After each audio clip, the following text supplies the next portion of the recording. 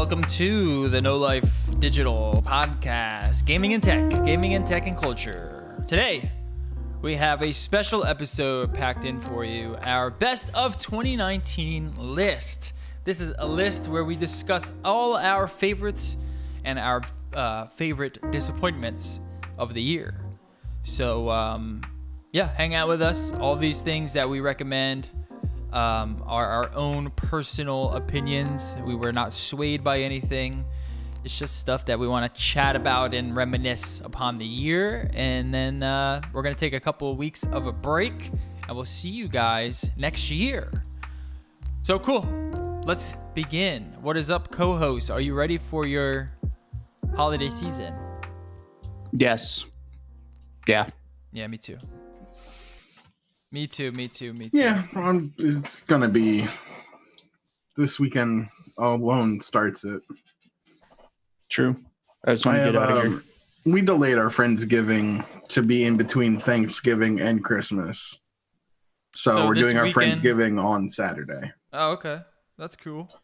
Yep, and I'm making some good old bacon wrapped onion bombs. Oh, look at you. Little I onion. can cook. Are those like little onion flowers? So it's you literally take an onion, peel it layer by layer, just making sure that you keep the inside, like the nice layer around. You stuff it with ground beef, wrap that motherfucker in some bacon, throw a toothpick through it, and bake it. Then you serve it with a barbecue dipping sauce. That sounds good. So it's not like a floured onion that you dredge in flour. No, it's literally a quote unquote onion bomb. Okay. They're pretty good.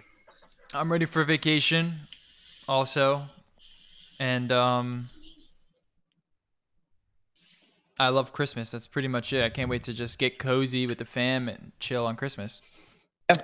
That's pretty much it. I'm going to go see some snow again and just kind of chill and relax. And has it snowed by you at all? I think it slightly did to the north of us, but not really. We haven't got any snow either. I was hoping for some. Wait, you didn't get back I got home snow this morning. Back home, there was an ice storm. Apparently, for at the very least, there was a fucking huge ice storm. That's the thing I'm now looking forward to. Is I have to go back and help them stand a tree back up, I guess. Jesus Christ! So there was there was a solid inch of ice on everything. We got snow this morning.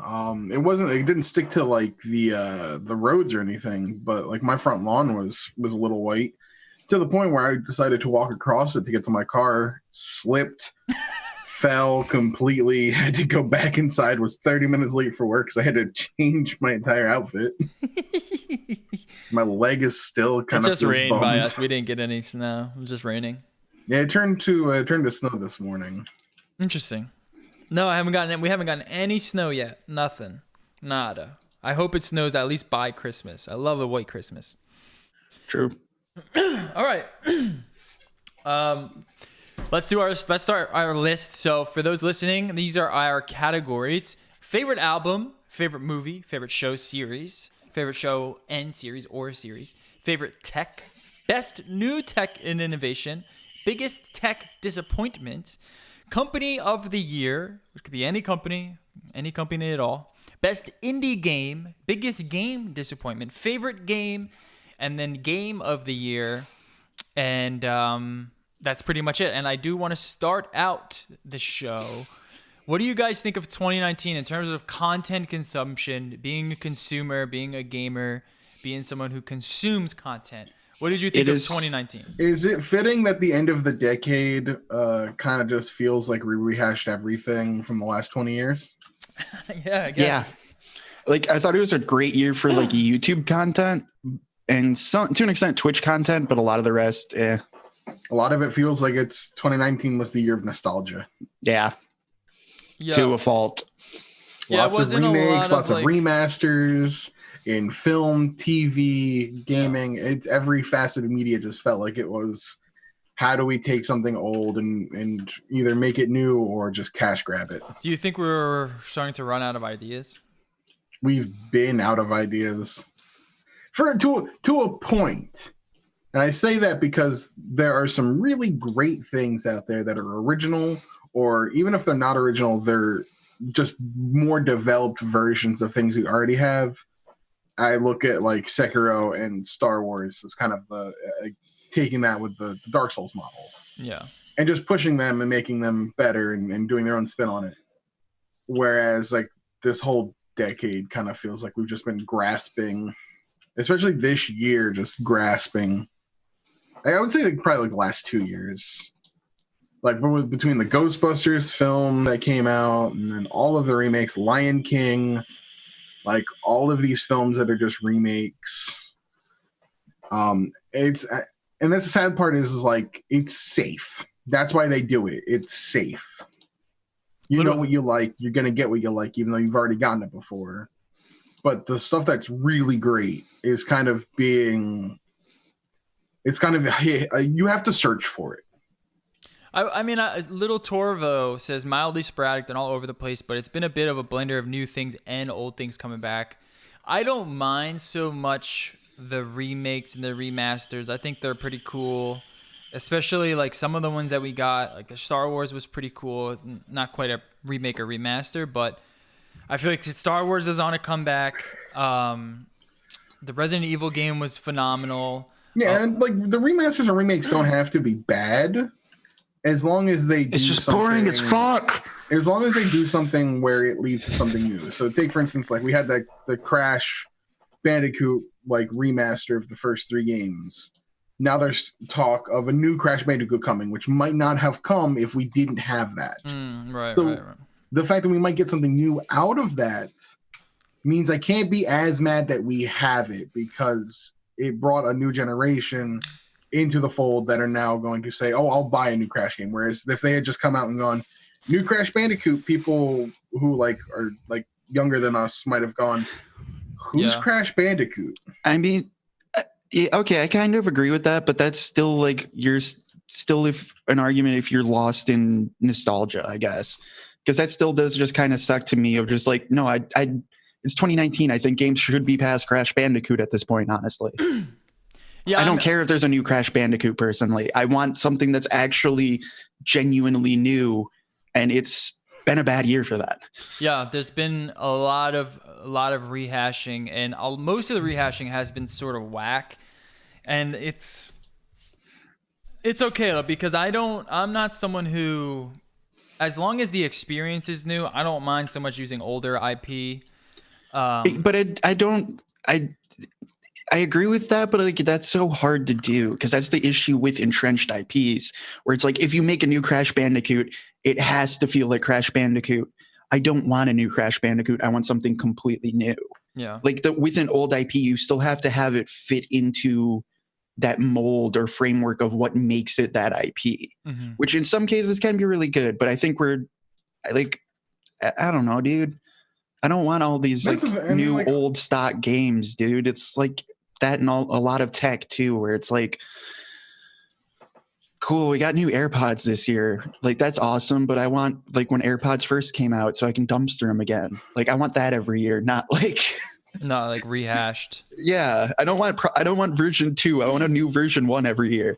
And I will say that like some games it's hard because you get into this very fine line of where do we cross the boundary? Where do we go from we made it because nostalgia, but also because technology has reached to the point where we can kind of express what we couldn't express in the original games. So I would say Resident Evil 2, it's the Resident Evil 2 remake, but everything is so much more visceral. Everything is so much more detailed. I think Resident Evil 2 is like the best case scenario for a remake. It was perfect. And we're gonna get Final Fantasy VII remake, and if you go back and replay Final Fantasy VII, a lot of the things are you really use your imagination because you have to play out how some of the syntax in dialogue goes, in with some of the things like expressions. Now we have a game coming out that's going to be fully voiced, so. Like all of the inflections are there, the story they originally wanted to tell, or maybe they wanted it told this specific way, the way that characters emote, things that they couldn't do on that original hardware, and now they can. Does it mean they should? I don't know. Mr. Honey Banani says Frank Zappa said nostalgia is the death of art. Would you agree? It's a pretty good quote. No, wrong. to be Zappa honest, is yes, kind of. When it's reaching that critical mass of that's everything that's new, Yeah. and that's where my issue is. Where it's like, because like the flip side is, yes, we have all this beautiful new technology where you can go back and you can showcase what you actually wanted in those games. But the flip side of that is, so we have all of this beautiful new technology of like ray tracing and everything, and you can make games absolutely gorgeous, and there's nothing. Like, how is that not like to a creative person like me, where it's just like, holy shit, I could do something mind blowing and awesome now. But instead, almost every industry is like, let's keep it safe. but classic WoW will make us money. Yeah. I think it's two things, like, and I think that does play into the whole between of nostalgia is the death of art. Really does play into the idea of safe. Right. Art is never supposed to be safe. Yeah, It's always supposed to be pushing a boundary. It's always supposed to be making you maybe feel a little uncomfortable, making you feel something that isn't warm and fuzzy. The problem is that art is now a multi-billion-dollar business. And that's where commercials come into. And let's be honest, safe means money. But you get something like Horizon, and it becomes a massive success. You get something like Sekiro, it becomes a massive success. What's another like original IP that's recently released? To be fair, and I mean, I don't want to say, you know, like they're not original, because there are original stuff in them, but they're not groundbreaking. They're not groundbreaking. They take some of the stuff from the genres before them and do them very well, which is which is great.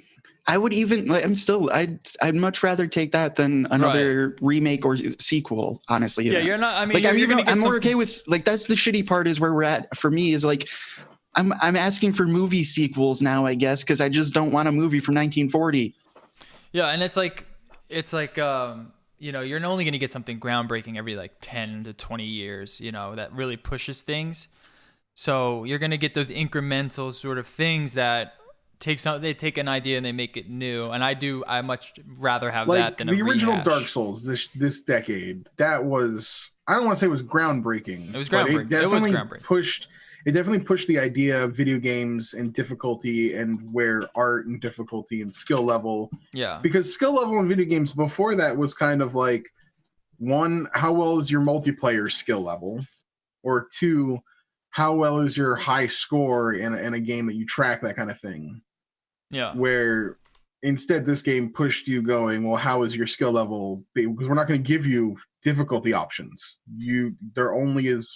This is the way you play the game, and the only hindrance between you and the game is you. And personally, I do kind of miss that, because now we have 8 million different skill levels, which is fun in its own way, but like everything's a Souls-like now. Yeah, so many Souls. And there's a reason for that. It's partially like that. I want like, that was to link it to a weird WoW debate. Original WoW, there was just a difficulty, like raids were this hard. And nowadays it's, well, you have looking for group, which you can sleep through, and then you have normal, and then you have heroic, and then you have mythic, and each one scales harder and harder and harder. And it's just like, dude, I want a difficulty. I want to beat it and feel happy about it, and feel like rewarding. Even it'll be a little bit of a challenge, but it's a challenge you can actually get through, and you have that sense of reward at the end. Now it's like, oh, well, I'm going to beat it on normal, so I don't actually have to try and can just go to sleep. But there's no reward at that. So then you have to want reward. So you're like, okay, I'm going to bump it up to hard or legendary. And now it's too hard. And now I'm just going to beat my brains into a wall trying to beat it. And we can bring up the fact that, like, oh, that's not new. This is nostalgia from the video games of the 80s, where they were really hard, like Contra. But to be fair, those games were hard because they were designed for an arcade that was totally about taking you dying so that it could take your money. Yeah.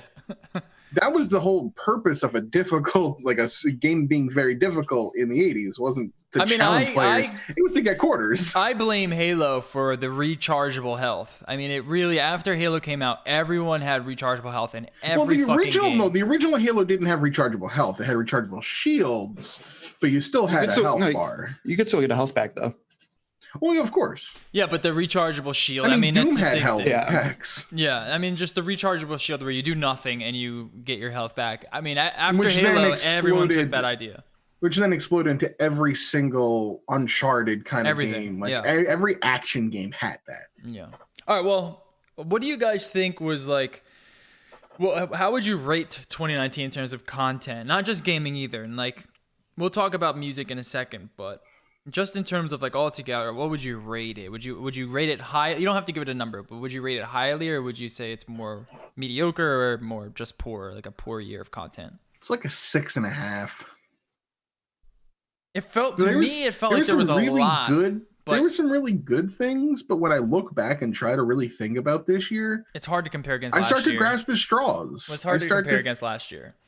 Yeah, and I'm already thinking about like from March 3rd until like the 1st of April of next, or the April 3rd when Resident Evil 3 next year. Then just in that 1 month span of March 3rd Final Fantasy to April 3rd Resident Evil 3, there's like 6 or like 5 or 6 really good games coming out in just that 1 month, and I'm Yeah. trying to grab some straws for this year. This Yeah. year felt like the Fell end down. of Game of Thrones to me, where it's like there was a lot of stuff where it was a really good series, but then you're let down by just a bunch of dumb shit. Mm-hmm. And like something else that lasted, 8 years this decade is going out with a whimper. Yeah. Yeah, it was kind of a mediocre year. It does, to me, it felt like there was a lot, but it wasn't like last year there was so much good shit. Last year had so much good stuff, man. I can pull out like All one or around the two- place. I can pull out like 1 or 2 really good things, especially in gaming, that was like, in the quarters, where like the first quarter had Sekiro, which I'm just getting around to playing now, but I know a lot of people really love that game. Yeah. I mean, the summer you played Astral Chain and you really love that game. Uh-huh.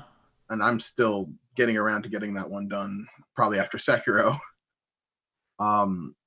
The fall, like I had Fire Emblem. I enjoyed Fire Emblem, but like it was not. I had There was Call of nothing Duty. this year. kind Yeah, of- there was nothing this year for me that was like the end all be all, and that's almost why I think this Game Awards thing has Smash Brothers really, because I know that was December, but Yeah, we're going to I count think it I for love this this year. year. gaming. There wasn't a whole lot, dude. nothing was- was the quintessential like. Game of Thrones. It's or waiting, God of it's- War. dude. It's waiting for next year with Cyberpunk and Last of Yeah. Us and Yeah. everything that was supposed to be this year that could have been, that everyone was hyped for, basically got pushed back to next year. Yeah, I mean, So then you're left with like Borderlands 3, Outer Worlds, like a lot lot of like some good games. They're gems. very good, but they're like on They're- that like they're- B plus scale, not Yeah. like the A minus. Nothing is scale. the 10 of 10. You're getting a lot Yeah. of like 9s, 8.5s, Yeah. maybe like a 9.5 in Sekiro, but you didn't have that 10 out of 10 must have just phenomenal game that's just everyone can agree that's the that game. everyone can agree. There you go. Yeah. Because otherwise, it's Death Stranding. It's a 10 out of 10 masterpiece. Well, Yeah. last year it was 10 tough steps because out there of was 10 too steps. many 10s out of 10s. Last year it was so Last stacked. year was a crazy year for gaming. It was awesome, and I can't wait for 2020. I think because we're getting ready for that new cycle of 2 new systems, of new hardware, and like Nintendo's still It's- like nothing against Nintendo, like they're still pushing out good stuff. But even this year was kind of like their B releases. Yeah. While we're Other than getting ready Pokemon. for, other than Pokemon, but that had a whole controversy behind that Right. as well. We're all kind of just sitting here waiting for Breath of the Wild 2. Yeah. Right. I think this year was really hinging on people thinking Death Stranding was going to be a runaway success and no one wanting to compete with it. hmm And it was Sure. one of the most divisive games of this year. Ever made. Actually, one of the most yeah, divisive maybe one games of the most ever divisive games of made all time. of all time. All right. Well, let's get into our But list like, then. but if you're sitting there as a game studio planning a game out, you're not going to be like, Let's go against Hideo. Right. yeah, dude, there's a new Kojima game scheduled for that. Oh yeah, dude, I'm signing right up to compete against that. Yeah. Which is why I'll be shocked if anybody who's announcing any games puts anything close to the month of March at the moment. Yeah. I mean, I sometimes can you see them want to being do that, March, but like, I think Death Stranding itself was the It one was that so scared hyped. people more because it was the amount of hype, but it's okay. So Kojima left Capcom, or whatever left for a new studio. It's now his new studio. This is his magnum opus bullshit. Konami, yeah, I know. Yeah. That's all the same shit to me. Sorry. Yeah. Like I said, I think right now, that's why I think that held more than just like it's Metal Gear 6. Yeah, you can go compete against Metal Gear 6. And it would have been so beneficial if you took that risk because you would have won. You would have won against. And I think Final Fantasy VII remake. But going back to like what we were bitching about earlier, no one's going to take that risk in right now's age. Yeah. Yeah, and I think right now like the most hype thing probably is just Final Fantasy VII remake, just because against Cyberpunk. A freaking meme. When does Cyberpunk come out? March. What day? Like the same day as Final Fantasy. I'm pretty sure. Does it come out on the 3rd of March? Oh no, it comes out on like the 20th. Then that's fine. That is at least a 2-week break. That's fine. I think people are very hyped for like the month of March. Like I said, is ridiculously stacked, and I'm including April 3rd into that as well. So you're saying the next game coming up? You're saying is the next hype game coming up? I think there's nothing I can think of from now until the month of March that's like. There's a few things I'm going to be picking up, but they are extremely niche. And they are not being drummed about. Yeah, I'm excited for Final Fantasy. I'm not hype. Not how hype I was with like Cyberpunk or Death Stranding. I don't give a shit. I'm gonna pick up the Kingdom Hearts 3 DLC because maybe that'll make that a good game. So hyped for that, dude. I'm not even hyped. I forgot. Thank you. You brought that up because that is one of my biggest disappointments of the year. Oh, that's mine. It's clearly mine. Thank God. But like I'm gonna pick up the DLC. Maybe they fix some stuff. I don't know. I'm gonna pick it up just to pray that it can salvage it. Yeah. But I mean, there's the Tokyo Mirage Sessions port for Switch, which is a niche game that didn't even sell well in Japan, and I'm honestly shocked they're even porting the damn thing. So I'm gonna support it by buying because I actually did enjoy that game. But it's essentially Persona with idols and Fire Emblem. Cool. Extremely niche. I doubt it will even sell 100,000 copies in the West. I don't even know why they're porting it. I don't know why they're taking the time and money to do it because I don't think they're gonna get their money back. Yeah. Oh yeah. We have we have Animal Crossing coming out. That's we have March. Cyberpunk coming out April 16th. On the flip side, I will say insane. Though, idol culture's risen in the U.S. for weird Asian idols. That's the thing. No, now. K-pop has risen in the West. Don't you bring up K-pop on this channel. I do not want to deal with any of them. J-pop has too, dude. K-pop's in the lead, but all of that idol culture, all that idol culture. No, J-pop is fine. I don't mind dude, J-pop. If you guys really want to get into some cool Asian stuff, listen to J-Emo, however you the acronym for that. It's excellent. You can't understand a word they say, but the music is phenomenal. Just don't piss them off on Twitter. Just listen to Toe. Yeah, there you go. Listen to Toe. All right, just put on some Hatsune Miku. You'll be fine. Let's get into our list. Let's get into our list. Music. We're starting off with music because I think music was the weakest of the three. Not much has come out this year. Really, nothing big and new and good has come out this year. I have 2 albums. One of them I think was Kanye West made a religious album this year. He did, and it was that's the year of music. It was so bad. I think Father of the Bride by Vampire Weekend is a phenomenal record, almost a 10 out of 10. And I was a big fan of Pony by Orville Peck, which you guys, he's the Masked Cowboy. So the Masked Cowboy. Go listen to that album. It's really good. I'm impressed because he's I guess I could put him up as my album of the year because I don't really have one. But I could show some love to Masked Cowboy because he's bringing back that like it's like Elvis, a little bit like Elvis, but he's doing it in like a way almost like Wilco was with like making country music sort of listenable to again. Yeah, it's very Elvis, it's very Johnny Cash, but it's modern, it's sort of airy and dark.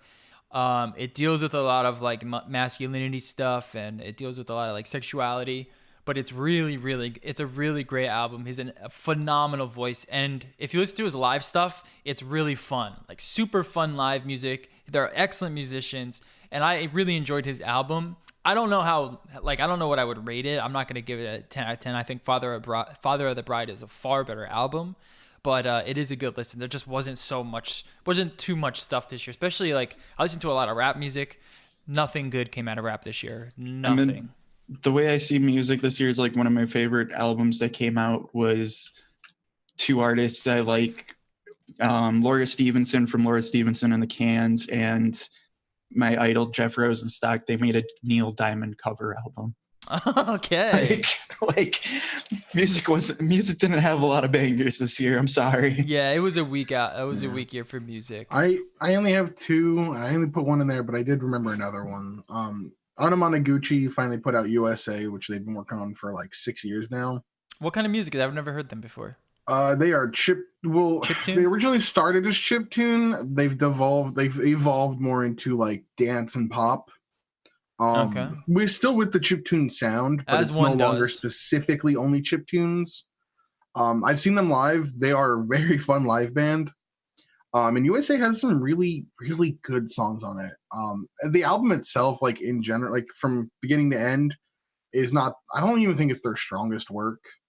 But I think the highs in that album are really good. Mm-hmm. So if you like chiptune, if you like more poppy, more dance, I don't want to say EDM because it's not really EDM. But just like dance pop with some like chiptune sounds where they're using like the Super Famicom, like the SNES, kind of like those sound fonts. Mm-hmm. There's some really cool things they do with the tech in that. And then my other album was Kishi Bashi's Omiyari. It's a solid album. The reason I really like it is his parents came from Japan, and it's an album based around I know a this lot of guy. his. Yeah, I've seen him in Philly like 6 different times. But this album was focused very much around like his identity, trying to identify as both Japanese and American. His parents who had come from Japan, he brings up a lot of he's got stories. Like he weaves these tales. It's of love. phenomenal album art. I love the cover. Oh yeah. Wow, that is so beautiful. Yeah, he's really good. And like some of the songs, there's one that's like a love letter, but it's based in like around the internment camps. Huh. It's a very interesting like concept album he kind of did, which was just exploring identity. Wow, that's pretty good. That I'll sounds have cool. to take a listen. I've never And his I've seen music's, him like, before, but you're right. Like Yeah, he if comes you around. go back and listen to his albums, they're really good. He's a Suzuki Method trained violin player, like a violist? Do you remember the guys who there were two Japanese people and they played this guitar thing? And they were like the dueling banjos, but with this Japanese instrument. I forget their name. You would probably know who I'm talking about, though. The first thing that comes to my mind is so terrible, but the first thing that came in my mind was like the one that you sit on the ground and you play it that way. It's sort of like it's sort But of like I that. think of that, but then I start to think of like what's that one movie? Not Kung Pao. That was terrible. The guy who did Shaolin Soccer. Yeah. Did that other kung fu movie where the guy's playing it, but they're actually like shooting out darts from it. And that's the first thing that popped in my head. What was the fuck is that name? What is the movie what is that called? Kung Pao? No, it's Kung not Pao into the Pao. Fist was bad. No, it's not Kung Pao. It's Stephen it? Chow. It was fantastic. Yeah, Kung Pao. Kung Pao Kung Enter the Fu- Kung Fist. Fu Hustle. That Actually was it. one of the Kung Fu Hustle. That's right. Kung Fu Pao Hustle, which Enter is- the Fist is still better than Kung which Fu is a Hustle. phenomenal film. Kung Fu Hustle is such a good movie. Kung Pao Enter the Fist is the greatest. Yeah, the scene where he Matrix dodges a milk shooting cow. Yeah.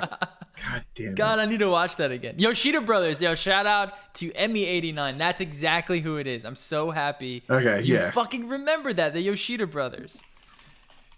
Yes. For What me- is that instrument that they play? It's like some Japanese. I'm so fucking happy you remember this. I need to go listen to them. It's excellent, by the way. It's some old stuff, but it's excellent. Know who Yeah, else I so- would add for music though? Please do, because there wasn't much. It's not an actual musician, but I want to give a shout out to the YouTuber My Analog Journal. This dude has just been finding Japanese funk from the 70s, Turkish, Soviet Union. Like he's just been finding really old, just like crazy ass funk music, and he just plays them. He just mixes them together for like an hour set on YouTube. Oh, that's pretty cool. Absolutely, actually fantastic. That is. But like for like that kind of coffee shop idea music, dude's killing it. Yo, man, you got to get on that chill hop music to study. And Oh, dude, he's way better. It's way better. Because it's just fucking. I do too, but this is way better because like he's finding just the craziest, just awesome jazz funk that you can find from like the most random ass places. It's amazing. All right, let me see. There was another music artist, but I don't know if the album was this year or was last year. Now I'm blanking on their name for some reason. No, I remember what it was. What was it? Main Squeeze, but I want to know if that album was this year or last year. Let me see. I don't know if I heard of it. I think it was last year. Oh, it wasn't even last year. It was 2017. Damn, they haven't put out anything in 2 years. All right, let's move on to movie. Favorite movie. Go ahead, Doobie. You go with yours first. See, I mean, like the temptation to just throw in insert Marvel film here is really hard to do. You can't do that. No. Favorite film this year is a toss-up. If I'm gonna go animated, Promare. I saw it again. It's one of my favorite all-time anime movies right now. But as far as like just regular Hollywood movies, Once Upon a Time in Hollywood. Yeah, it's grown on me. Like I saw it again, and I really love alternative history. I really like when they take like a time period. Tarantino's the best at that. And they just play around with it. And it really, for me, like I love a story that is just, it doesn't have to have a quote unquote like pure beginning, middle, and end. It's just, this is a glimpse into a world that could have been. Yeah. And it's so well done. The tension moments with the high, like, are just so well done. And the humor is probably one of his better humor films. I feel like I can't make this list without watching that movie because it's just something that I know I'm going to really enjoy. I love all his movies. There hasn't been one movie I haven't enjoyed. And I hear this is one of his best. It's definitely in my top 4 all-time Tarantino films. Yeah. Yeah, I love the which is also a list of like, how do you even make that list? How do you even make like a top list of Tarantino? Like, maybe we should. Maybe we should do a debate show on that one day. I can make some strong arguments for Inglourious Bastards to be my number 1. I could too.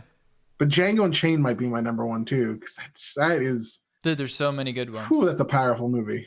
I mean, the Kill Bill franchise is excellent. There's so many. I would have to separate Kill Bill because Volume 1 is. What was the one with the? Infinitely better than in Volume 2. What was the one where they go to the haberdashery? What's the name of that movie? It just came out recently. You got Hateful Eight. Hateful Eight. Yeah, that's the one. Which I love. Definitely is probably lower on the list for me. Oh, it's so good. I mean, you got, for me, the bottom of the barrel, and I know some people will put it at the number 1 because it's just, that's how Quentin Tarantino goes. Some people love different things. Jackie Brown is the bottom. Yeah, I would put that one towards the bottom just because everything else is so much better.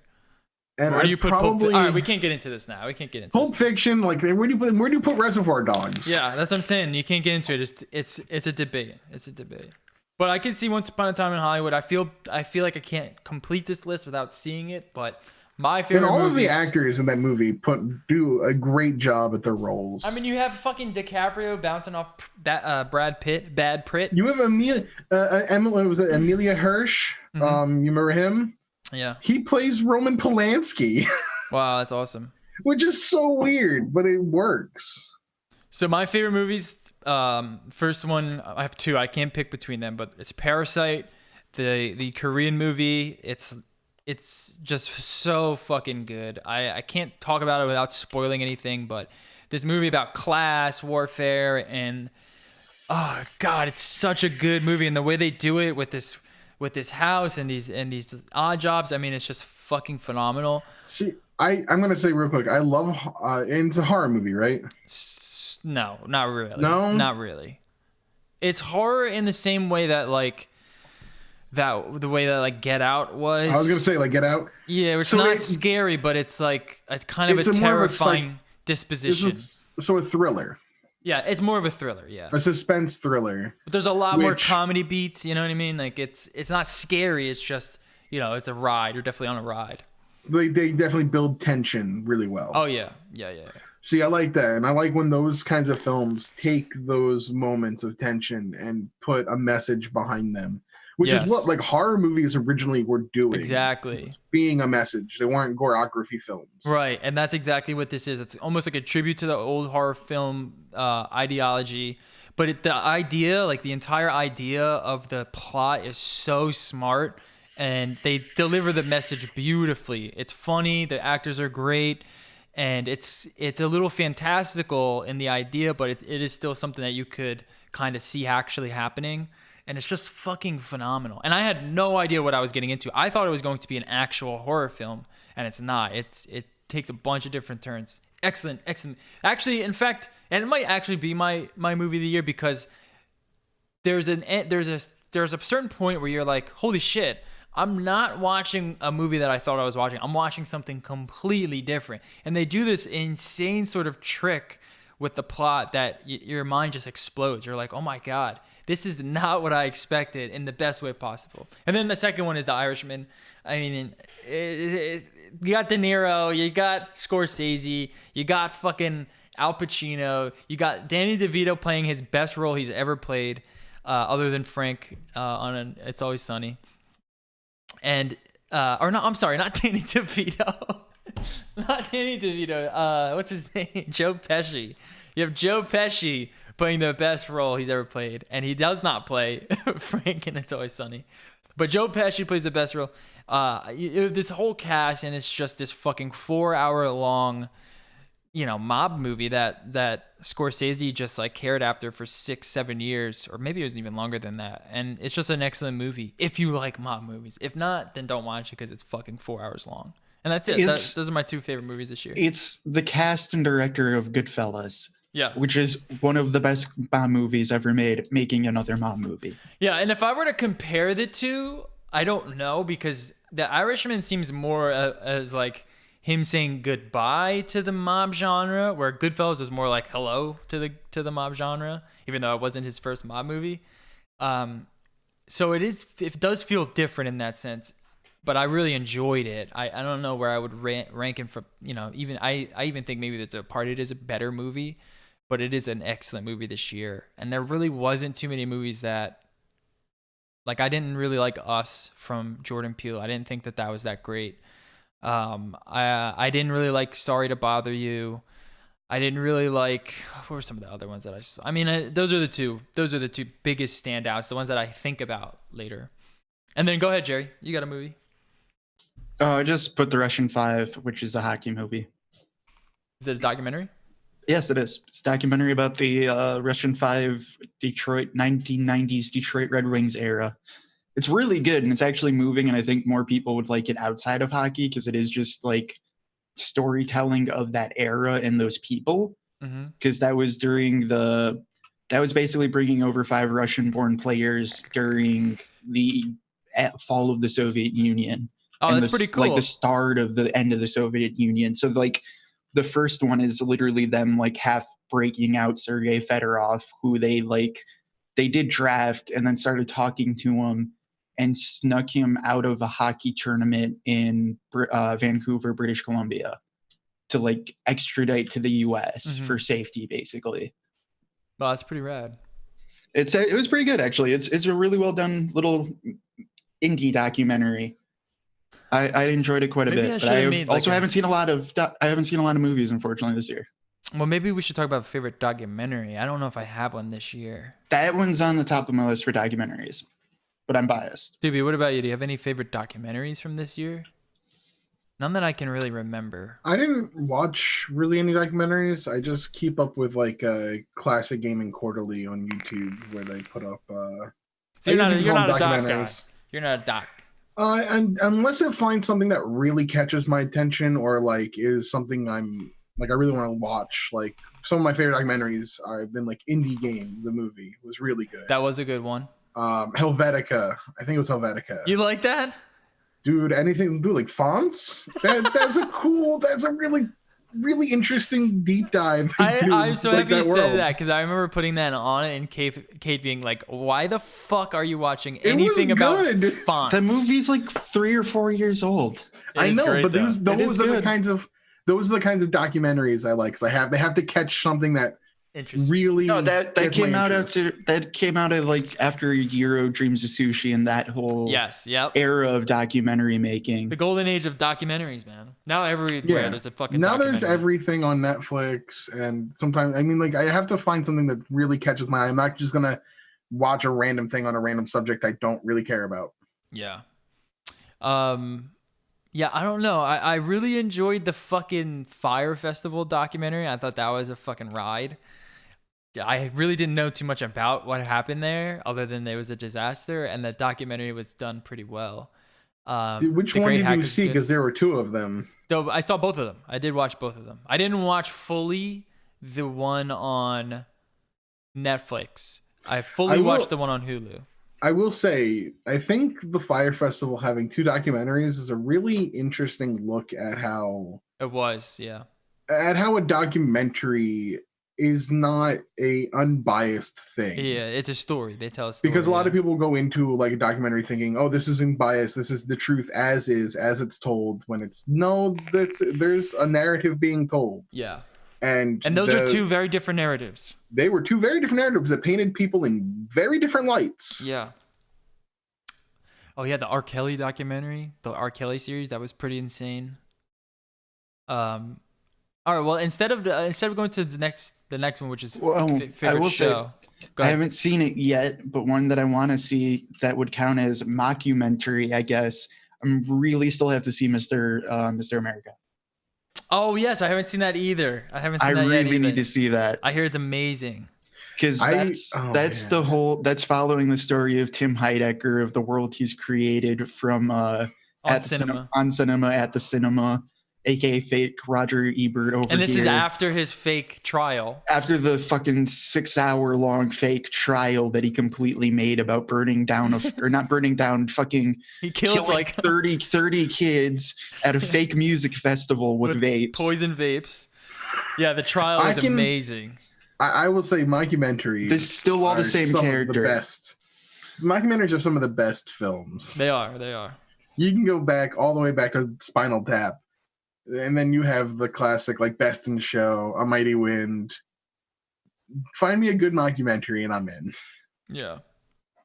That's one I still have to see, but I got to get caught up first in Me too. on I haven't cinema. seen it. I haven't seen it yet. Well, like I'm not caught up completely through Oh, you have on so cinema. much. So like I feel like you should, if you care about this story and these characters, you have to be caught up.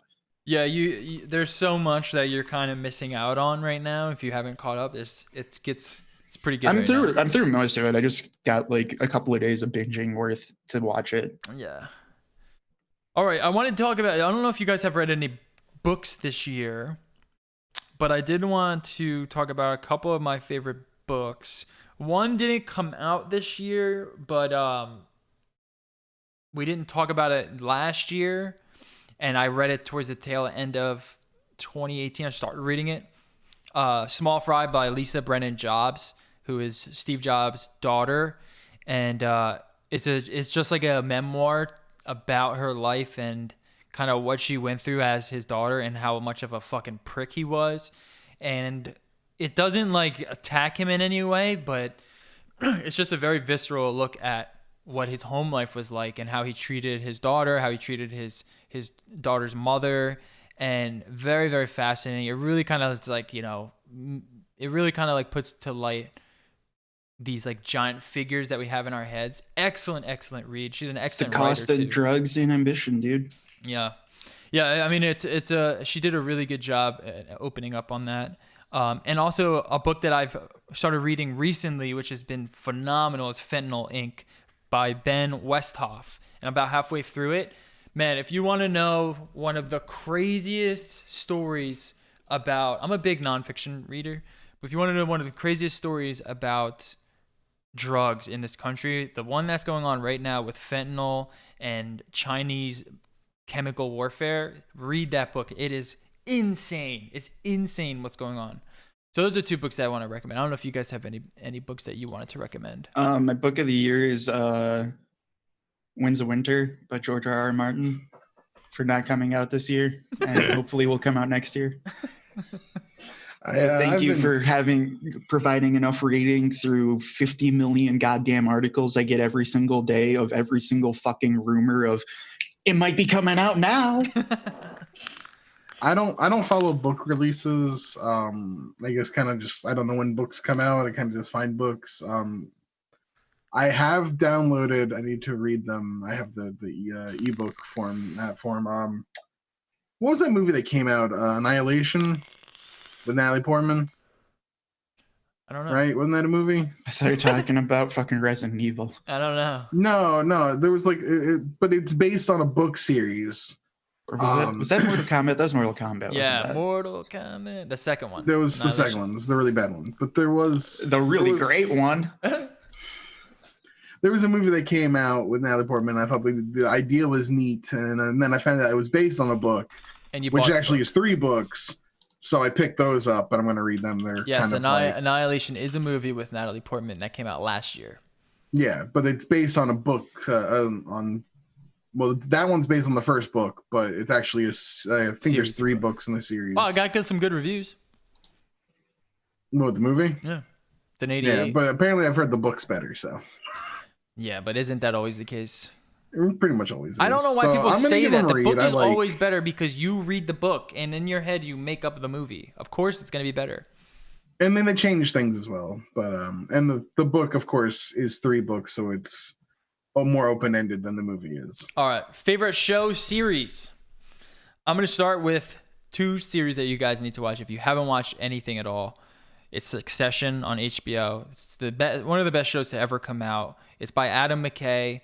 I believe Will Ferrell is also a producer. It's about this family that is fighting for the successor, to be the successor of essentially what is Rupert Murdoch and his empire of Fox, and how they deal with the current dealings with state media. And they talk about it gets into how they're sort of playing as this biased news cycle, and how his kids are just insanely rich in the fight. I mean, it's just amazing. It's fucking hilarious. Kate started watching it. It's now her favorite show.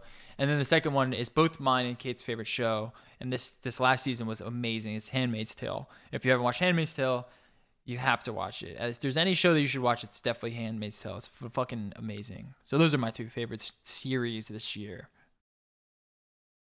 Next, Doobie, do you have any? You didn't write anything down. I don't know if you have any. TV is one of those things where I don't really catch it live. So a lot of the time it's me kind of just going back. So I'm always the last person to catch up on things. I started The Mandalorian, so we'll see how that goes when I get into it. It's good. It's awesome. I've got the Watchmen series recorded. I'm hearing very good things about that. Also good. Also really, really good. If I have to go for the thing I have watched, kind of the staples for me. This season of It's Always Sunny was really good. Yep. And then I haven't seen all of. I haven't seen the finale yet, but I heard the finale is really good. Release the season finale, not the show's finale, because they still keep going. And then South Park had some really high highs this season. Where they went after China pretty hard right before the whole Blizzard thing happened, and then everyone was going after China like crazy. Mm-hmm. I really felt like South Park was was really on the nose with that episode in specific. They always are. They've never not. Sometimes they're on the pulse before the pulse is even going, which is kind of crazy. Yeah. Yeah, Gator Dome Places Mindhunters. That was an excellent new show as well. And then Jerry, go ahead. No, with Chernobyl. Though I'm also going to give a shout out to Letterkenny, but their season wasn't that great this year. But there's a new one coming out in December, so there might be redemption. Chernobyl is amazing. It's really good. And it's only how many episodes? 5? It's short, but it's absolutely fantastic. It's super well done. Yeah. It's mostly accurate. It's accurate enough, Yeah. and it's phenomenal. It's the cinematography and it's fucking gorgeous. Like- It's shot beautifully. The storytelling's good. It all weaved together to be captivating. Like they nailed almost everything about it. After I was done watching it, I binged it. After I was done binging it, I felt like I lived there. It was so cool how they were able to really transport you. I was like, holy shit, I feel like I just lived through all of that perfectly. Such a great show. The acting is amazing too. Who is that actor? I need to figure out his name because he needs his own just shout out, dude. He needs his own shout out. The Doctor. Give me a second. The Doctor is it Jared Harris? Yes, Jared Harris. Jared Harris. Is he the Kingsman as well?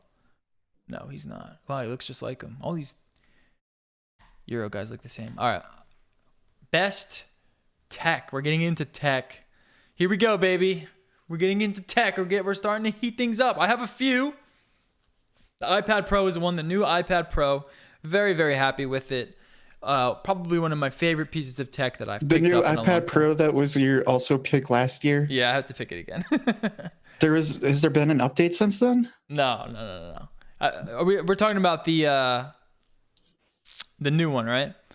Did we do this last year? I don't know if we did.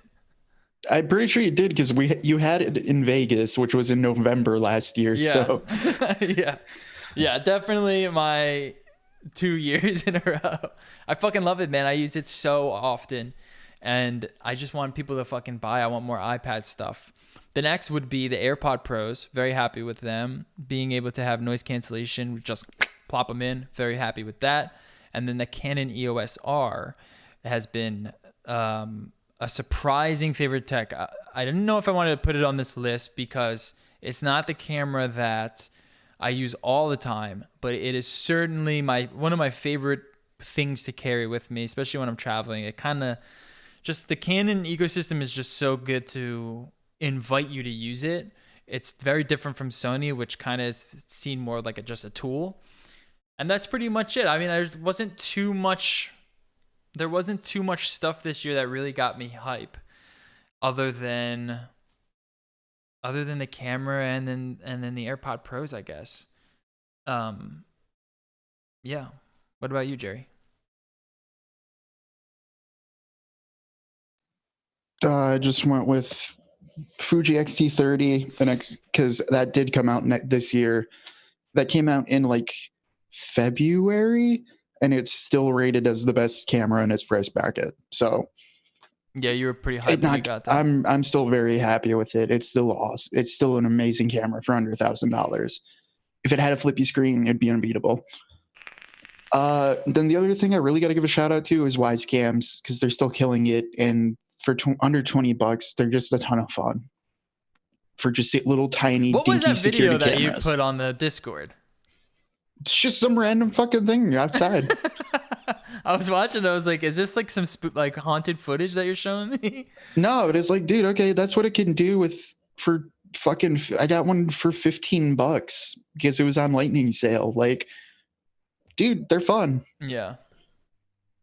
They're not bad. They're like their footage. The image quality is bad, but it's not actually that much worse than my expensive security cameras, which is the sad part. So when you can find them for like $15 right now on lightning sales off Amazon and shit like that, 100% buy them.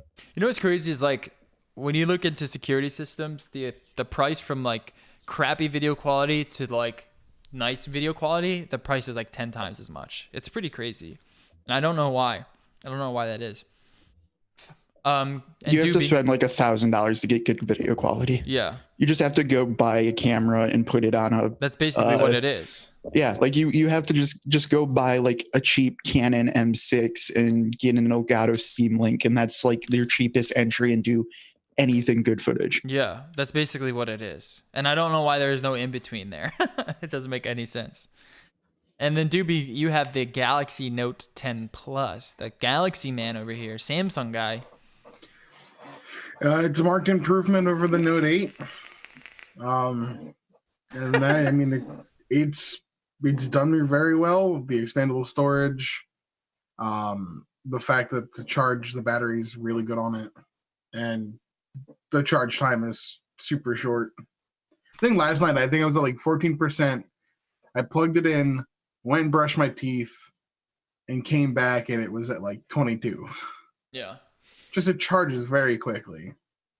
So I don't buy much crazy tech like cameras and stuff. So for something I use every day, it is definitely my favorite tech of the year. Best new tech and innovation. Jerry, you go first.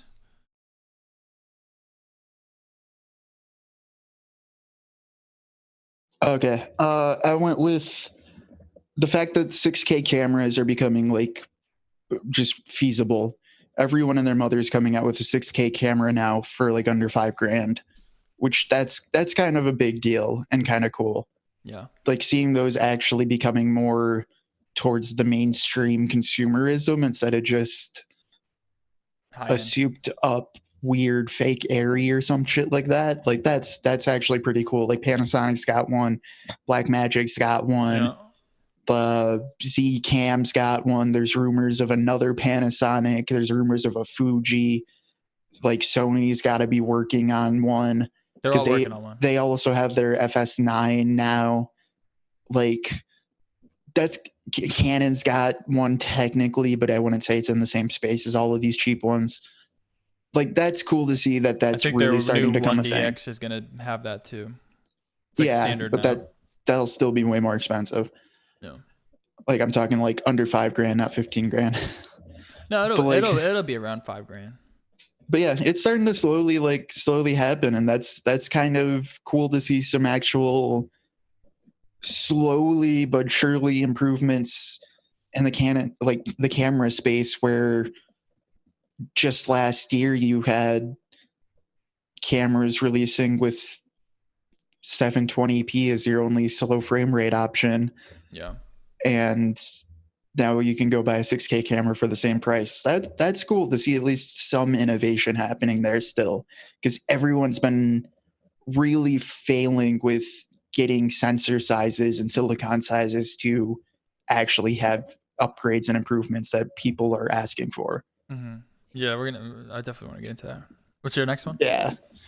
Like that, going back to your favorite tech of the year, the DSLR, the $2,200 camera that can only do 720p, 120 frames per second. But it's still a great camera. I'm not arguing it. The other big best new tech innovation is the Cyberbeam truck. I'll go with that, because it is pretty cool that you can now get a pickup truck that's actually doing that. But at the same time, I've seen it they've shown pictures of it on the road, and it looks fucking mean too. It actually looks really cool. I have the Cyberbeam truck as the best new tech innovation and the biggest tech disappointment. That's good. Both. That's good. I can see. That makes a lot of sense. Where's the picture of it on the road? All right, we'll just show this one here. So I have a few, and I'm sure you're going to agree with one of them at least. But first is Ethereum's DeFi system, which is decentralized finance. Cool as fuck. Yeah, it's definitely the biggest innovation in the blockchain in a long time. It's not completely built out yet. There's still a lot of work that needs to be done, just like anything in blockchain.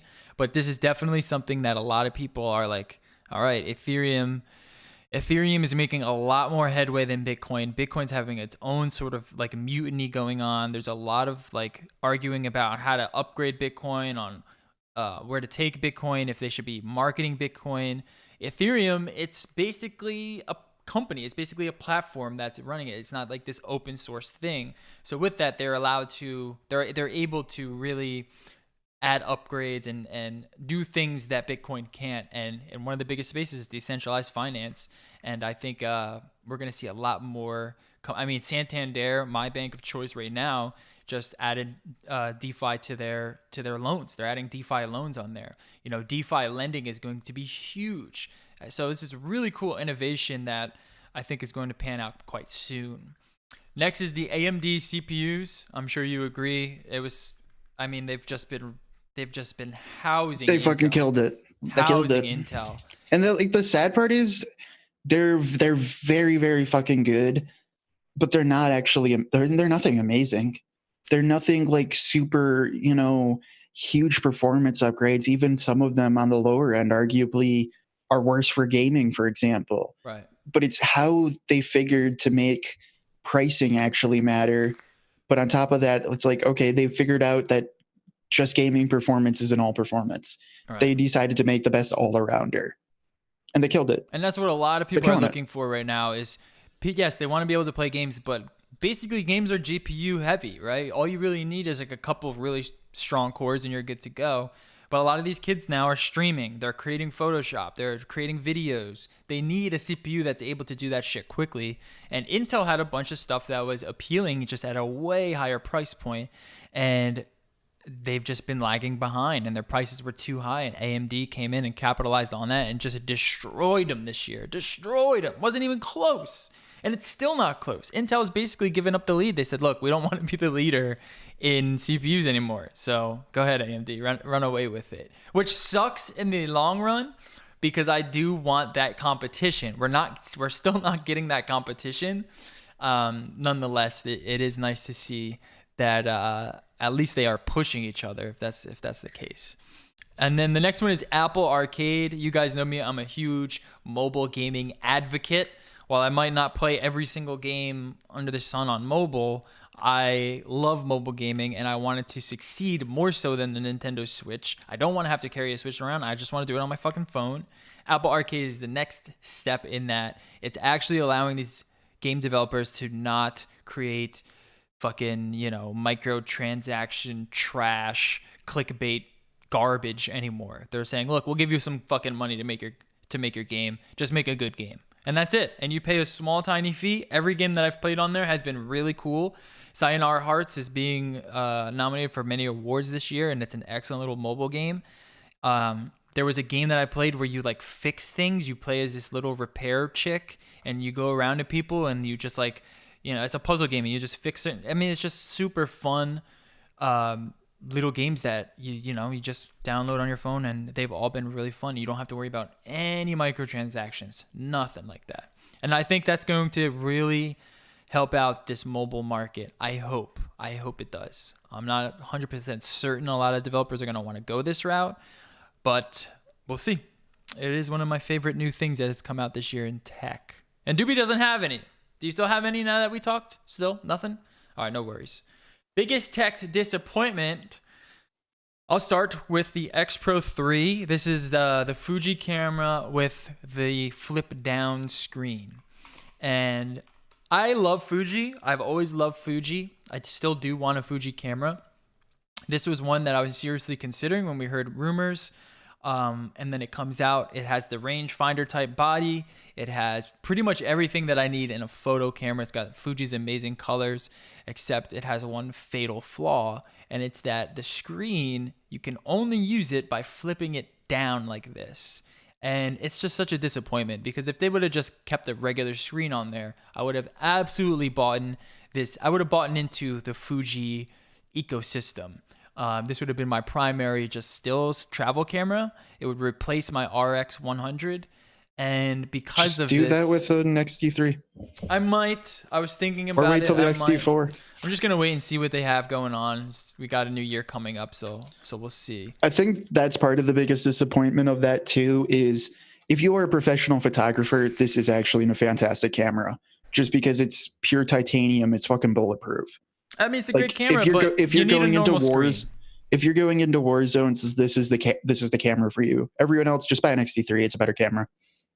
Yeah, I mean, I just don't know why I don't know why they did this, and that's why I'm just so disappointed. It's still something that's really cool, but I mean, they've really just destroyed 90% of anyone that wants to buy this. They're just gonna either get the X3 or gonna get something else. I don't know, because that's the thing is they made this camera for the people who buy the X Pro line, and most people shouldn't buy the X Pro line.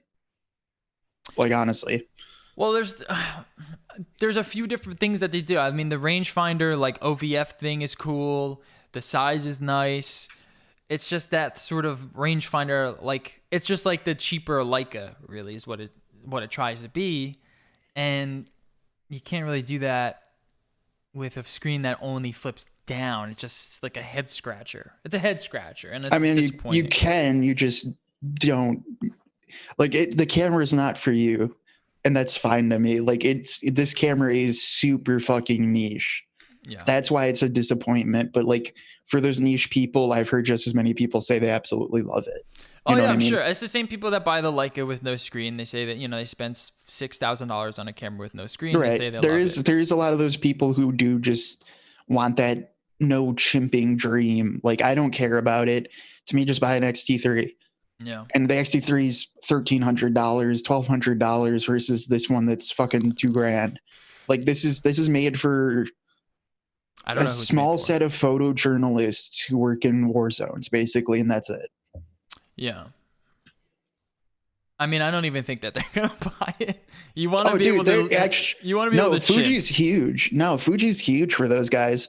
Like Yeah, I'm but not I don't kidding. know if That's this camera is going to be huge for those guys. I think Yeah. it's still going to be huge just because they'll it's sell a indestructible. Oh, that's no. They've always only going to sell a couple of these. That's what the X Pro line is. The X Pro line's like fucking. I mean, it's not even like the C200. It's like the full frame 6K C300. That's at the price point of like, why would you buy this instead of a Red? Honestly, like if you're gonna spend that much money, just buy something that's actually better. Like it is a niche. It's a niche product entirely. I mean, the X Pro 2 is sold relatively well. Yeah, and I don't know why they just didn't keep the same design. I don't know why they went with the screen. That's why it's on my list. Screen, yeah, the I screen don't know doesn't why make they sense. went I with agree with this stupid screen. No, I do agree with you there because the screen doesn't make fucking sense, but I get why they did it because the X Pro lines never made sense to me unless you are a professional photographer. Because the X Pro line is always the same fucking camera as the XT line. Just a nicer body that's more expensive. It's a rangefinder style. It's just like Right. that kind of old school. But they've always style. made the XE line too for the cheaper end, which is still the same camera. Like internally, all like the XE3, the X Pro 2, the XT2, the XT20 is all the same camera. The X Pro 3, the XT3, the XT30 is all the same camera, and they're going to probably make an XE4 that's a range style for cheap. Yeah. Like, well, they'll never do the screen again. I don't think they'll ever do the screen again. Probably which not. is good. Which is a good thing. Ultimately, I'm happy that they did it because they'll never fucking do it again. And then we'll see what the X Pro 4 is. I don't. I like that Fuji isn't afraid to just pull that stupid like 90s Sony card and just be like, "Fuck it, we're making it." I wish they would have did like this is like a limited edition sort of deal where they would have just had a regular X Pro 3 up. That yeah. I don't. That would have been better. It was just kind of like, here you go. You get this weird screen that you either commit or you don't, and that they went with that, and it's definitely a disappointment. And then it should have just make it a fully articulating screen. I know. Well, shouldn't they all? And then another big disappointment that I had was that basically no cameras full frame this year that came out with 4K 60 frames per second. There was really only the S1H, which has a it has a fucking fan on it. It seems like no one can really It's do 6K, dude. Fuck your 4K. Yeah, true. Well, I mean, you need a leaf blower on the back of it to run this to run this 4K 60. It seems like, and I was like, this is the year for 4K 60. No one was able to do it unless you put a fan on it, unfortunately. So that was a big disappointment. I guess we're gonna have to wait I think for Ari did 2020. it. Yeah, but it's not full frame. No, the LF. Oh, but that's a cinema camera. Yeah, it only costs $100,000, but they did it. That's a cinema camera. But no, I agree. It's a big disappointment. We all want a 1DX for at least like $3,000 instead of spending $6,000. I agree, but at the same time, I'm hit or miss on it just because it's like I get the appeal of like, yeah, everyone wants the full frame 6K or the full frame 4K 60, but like just buy an XT3, put a speed booster on it. You're there. Could have done that last year. Yeah, but then no. Hey man, you're just hurting yourself then. No. All right. Doobie has one. Super. I'm sorry.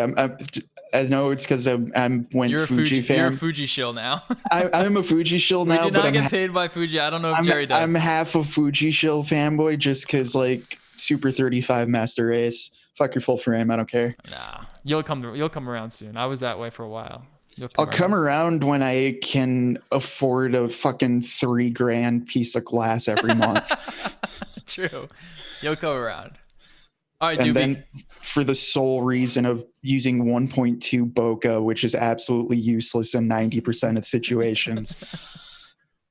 You know what I'm gonna put on here. Everyone knows what I gotta say. This is everyone. I mean, this is be everyone's, honest, I think, too. it's got to be on the list. It has to be on the list, and it's not like expectations were high to begin with for me. But Stadia, man, Stadia is just everything coming out about Stadia just makes me like glad I'm not involved, like getting involved with it whatsoever. As far as disappointment goes, I'm ready to see what Microsoft offers. I hear Microsoft is awesome. Microsoft sounding good. Because it can't be bad. It can't be worse than Stadia. Like it could, but it sounds good so far. The fact that you get Game Pass is it's better worse. No matter what. Exactly. And that's one of the big things that Stadia has a problem with it is like besides latency issues, paying full price for games. Paying more. Some games are more. Some games are more, which for something you're not even physically owning or downloading. The whole idea of Stadia, like the idea makes sense, but their execution of it has not been good. I mean, they're going to keep supporting it. It should get better eventually, but we'll see how it compares when Microsoft puts their shit out. This is nothing new. Like I've been using GeForce now 2 years ago when I brought it up on the show. The game streaming thing is awesome. It really is fucking cool to fire up any device and play a AAA title running no problem. It's a fucking dream, especially for people that don't really have much money. They might only have $60 to play a game with their friends. I mean, it really is a dream. But it's a disappointment, man. They just were not able to execute it. I really hope this doesn't fall into the land of Google Hangouts and Google Duo. I'm wondering if they really rushed it to try to get ahead of Microsoft. 100% they did. But also they were putting out pre-orders and they needed to get shit out. Like people were waiting on it. It was just a failure all around. I don't know if you saw the videos, but people's Chromecasts were actually melting. No way. Yeah. I didn't see that. Let me see if I can find a YouTube video of it. Is it on YouTube? Spawnwave definitely did one. About his, like he had his if you like really push it, this like your Chromecast. Why would the Chromecast melt? That doesn't even make any sense. Like it just doesn't make sense why it would melt. There's no processor in it. Let me see if I can find something. But I agree. Yeah, it's definitely a big disappointment. Gamers have reported that accessing Stadia using their Google Chromecast Ultra dongle for more than a few hours causes the device to overheat and crash. So it's just crashing? They're just overheating? It was crashing, and I know that some people said that it was melting. Rock Paper Shotgun has an article on it. Our favorite gaming news outlet. All right, Jerry, go ahead. Like this, if you like PlayStation Lifestyle. That's definitely my number one disappointment, PlayStation Lifestyle. Every year it wins. PlayStation Lifestyle, Polygon, Rock Paper Shotgun, Kotaku. My Nintendo News. Yeah, all of them. Well, that's why you have to come to NoLife.digital. Just come to NoLife.digital. Biggest disappointments were the Cyber Meme Truck, Zoom, and Evernote. Because no one can still make a good streaming video network, and no one can still make a good collaborative note-taking network. People think they're getting better. They're not getting better. They're still pieces of shit. I did a podcast today with someone. They called me on Zoom, and their line, while he was recording, I wasn't doing the recording, they were, and it went out 4 times in the middle of it for like 10 seconds. I mean, it's just, and we were talking like, there's no good ones. None.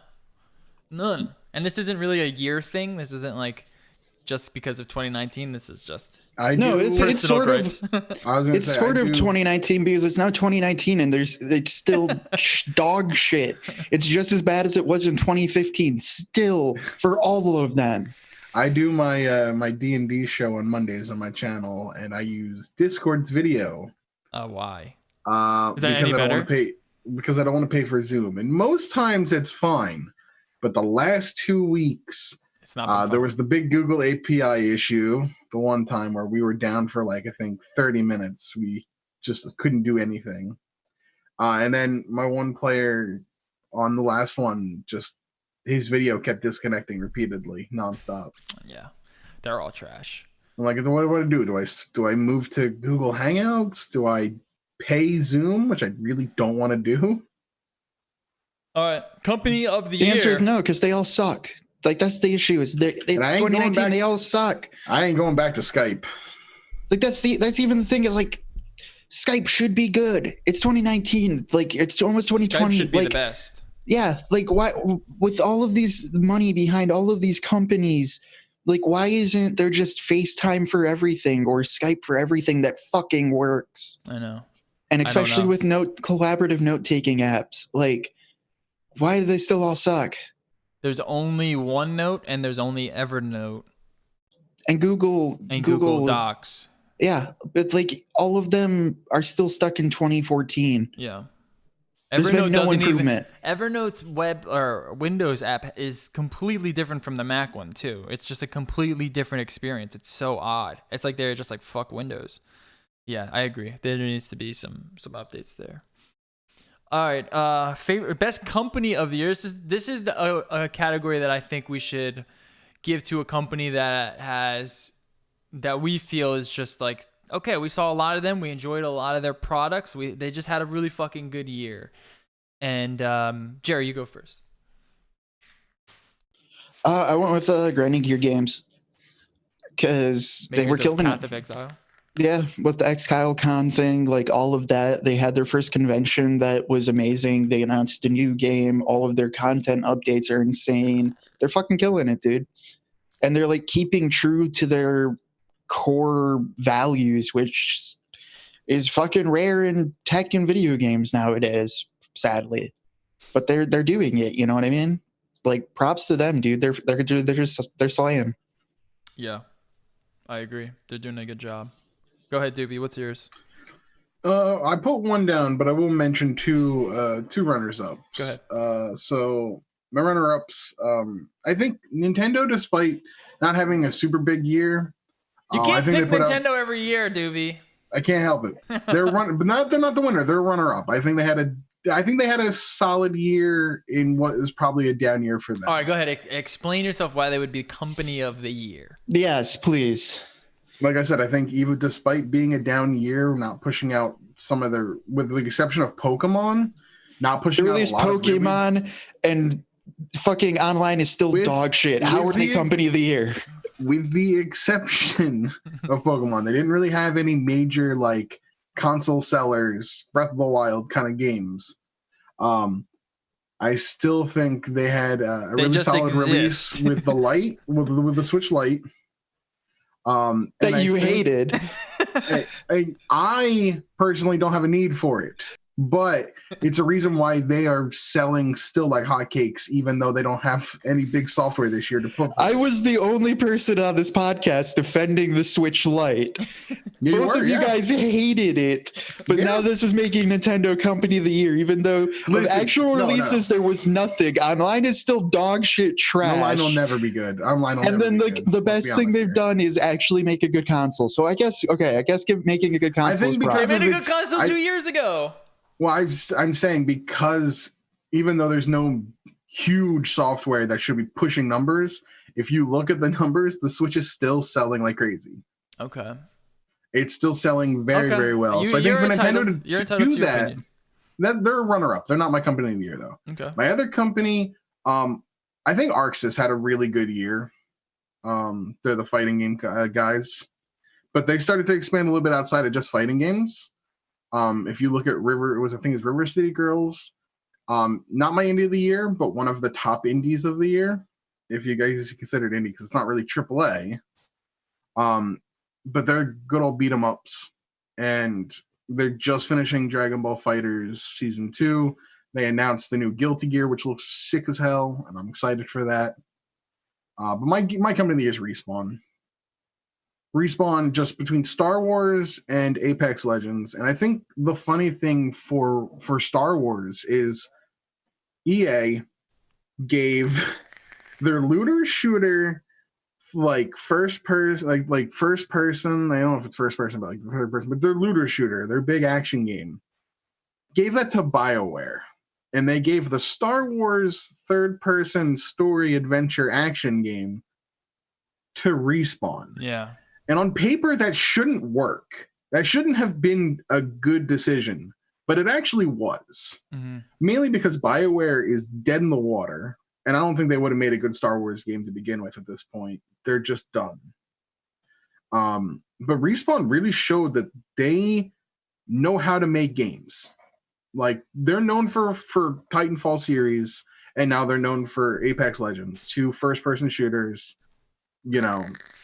a third-person Star Wars action game, story-driven, single player, really, is not up their alley, and they knocked it out of the park with it. Yeah. And they're very much establishing that they are EA's best developer right now. Yeah, easily. And as long as EA can stay out of their way, as long as EA doesn't have to meddle, EA can just tell them to go do what they do, and EA just bees the fucking publisher and not have to Fox it. When I say Fox it, because 20th Century Fox is known for screwing up the X-Men films because they kept putting their hands into it. Well, they've done just a good job. Respawn do it. EA has done a good job at staying out, and I have Respawn on my list as well. They had a great year with Apex, and then the Star Wars game is absolutely fucking phenomenal. And we've just been talking about them a lot. We're excited for all of their games. And yeah, I agree. They had a great year. This was a company that basically only had Titanfall, which were great games, but now they're this powerhouse. I mean, we're talking about them all the time, so they did a good job. And then I have Apple on my list. Apple getting rid of Johnny Ive might have been the best thing to happen to them. They're starting to come out with prosumer products like the Mac Pro and the awesome display, the iPad Pro, the new MacBook Pro just got a nice update. Their services are becoming more of these sort of prosumer things, with the whole Adobe Suite coming over to it. And Apple had a pretty good year on that front, giving people kind of what they want and not what the company expects them to want, which is what they were stuck in since 2015 essentially, or 2016. So I think Apple had a really good year, and I've enjoyed everything that's come out from Apple this year, even though I haven't gotten their phone. It's the one thing I didn't get this year. And then I also said Respawn, and then Canon. I think this is me. Jerry wanted me to defend Canon for Company of the Year this year, but Canon is basically doing exactly what Apple is doing, taking a step back, and they're saying, all right, we got a lot of shit for a lot of the dumb things that we've done over the past few years, so we're going to give them what they want. We're going to give them some sick fucking glass that almost anyone can agree is some of the best glass you can get right now. New glass. Their RF lenses have been fucking phenomenal. They came out with the 90D, which is essentially their last APS-C DSLR, which is a video-centric camera. They came out with the M60, which is another update to their M line, and then they came out with all the firmware updates, like adding eye autofocus, which basically puts it in line with the Sony autofocuses. It gives us the 24 frames, which we've been complaining about forever, and now we're just waiting for that next pro line jump, and then from there, where does Canon go? They basically are back to where they were, in my opinion, as the camera to get for people who want a hybrid system, who do photo and video. And I'm excited to see where Canon goes. I hope they keep this momentum up. I don't want them to slipping back to their old ways of gimping features for no reason other than to push you to a wildly more expensive option. I don't think they're going to do that. Everyone's hurting in the camera market. Smartphones have basically killed the DSLR, and they need to be competing on this front. And now with Fuji, Panasonic releasing full frame options, you have Sony basically still dominating the market. Nikon is basically going to go bankrupt soon. Canon has some competition, and I think this is why we saw some really cool shit from them this year. And what do you think? Do you think that you agree with any of that? I think they're getting better, but I think the fact that they finally caved in and made thousands of people buy a gimped fucking product or overspend to get a non-gimped product and then finally rectify it in the last 2 months of the year does not in any way make them camera company of the year. They're trending up.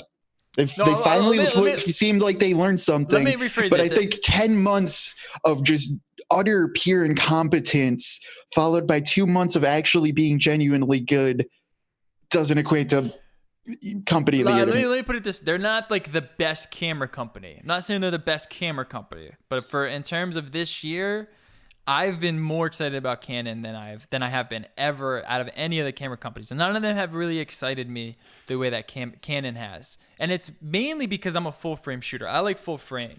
And but you also you reinvested into Canon, so you're a Canon fanboy, like I'm a Fuji fanboy. Yeah, but I also have Sony. Objectively, I have all to me, Sony gear too. True, but like objectively to me, honestly, the most interesting and exciting to me for a lot of it's been Zcam, Blackmagic, and Panasonic. Honestly, like they've been more intriguing. Like I'm very interested in Canon's new glass. Canon's new glass offerings are fucking sick. Those are all just like only video cameras. You know what I mean? Those are mainly just video cameras.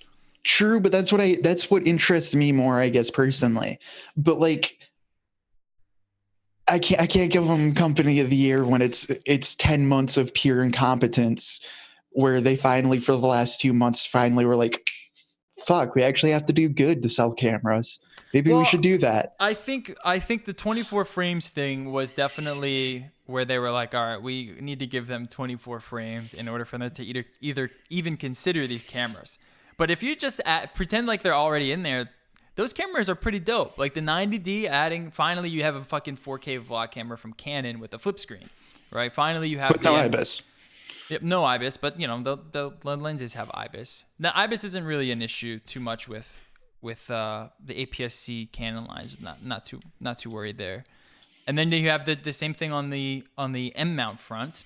Obviously the R mount has its own thing with giving like a good consumer full frame option. If you're talking R mount, I think like R mount has me excited. Oh, for sure. But the rest of it seems to me more just like them finally admitting they've been fucking up more than like they're actually. That's not that's right. That's not. I think they should be rewarded for doing that and encouraged to keep doing that. But that's like that's what I'm trying to do. That's what I'm trying to do right now. I know, but that doesn't make company of the year to me. That means like good job, keep doing it. But like company of the year to me should be you exceeded all year. You were trying to do you did something outstanding and stood above every other company. Not like. See, that's the thing. We beat you with a fucking stick for 10 months and then gave you chocolate cake at the end of it. Well, that's the thing, too. It's like, if we're going to do that in the camera world, it's really hard.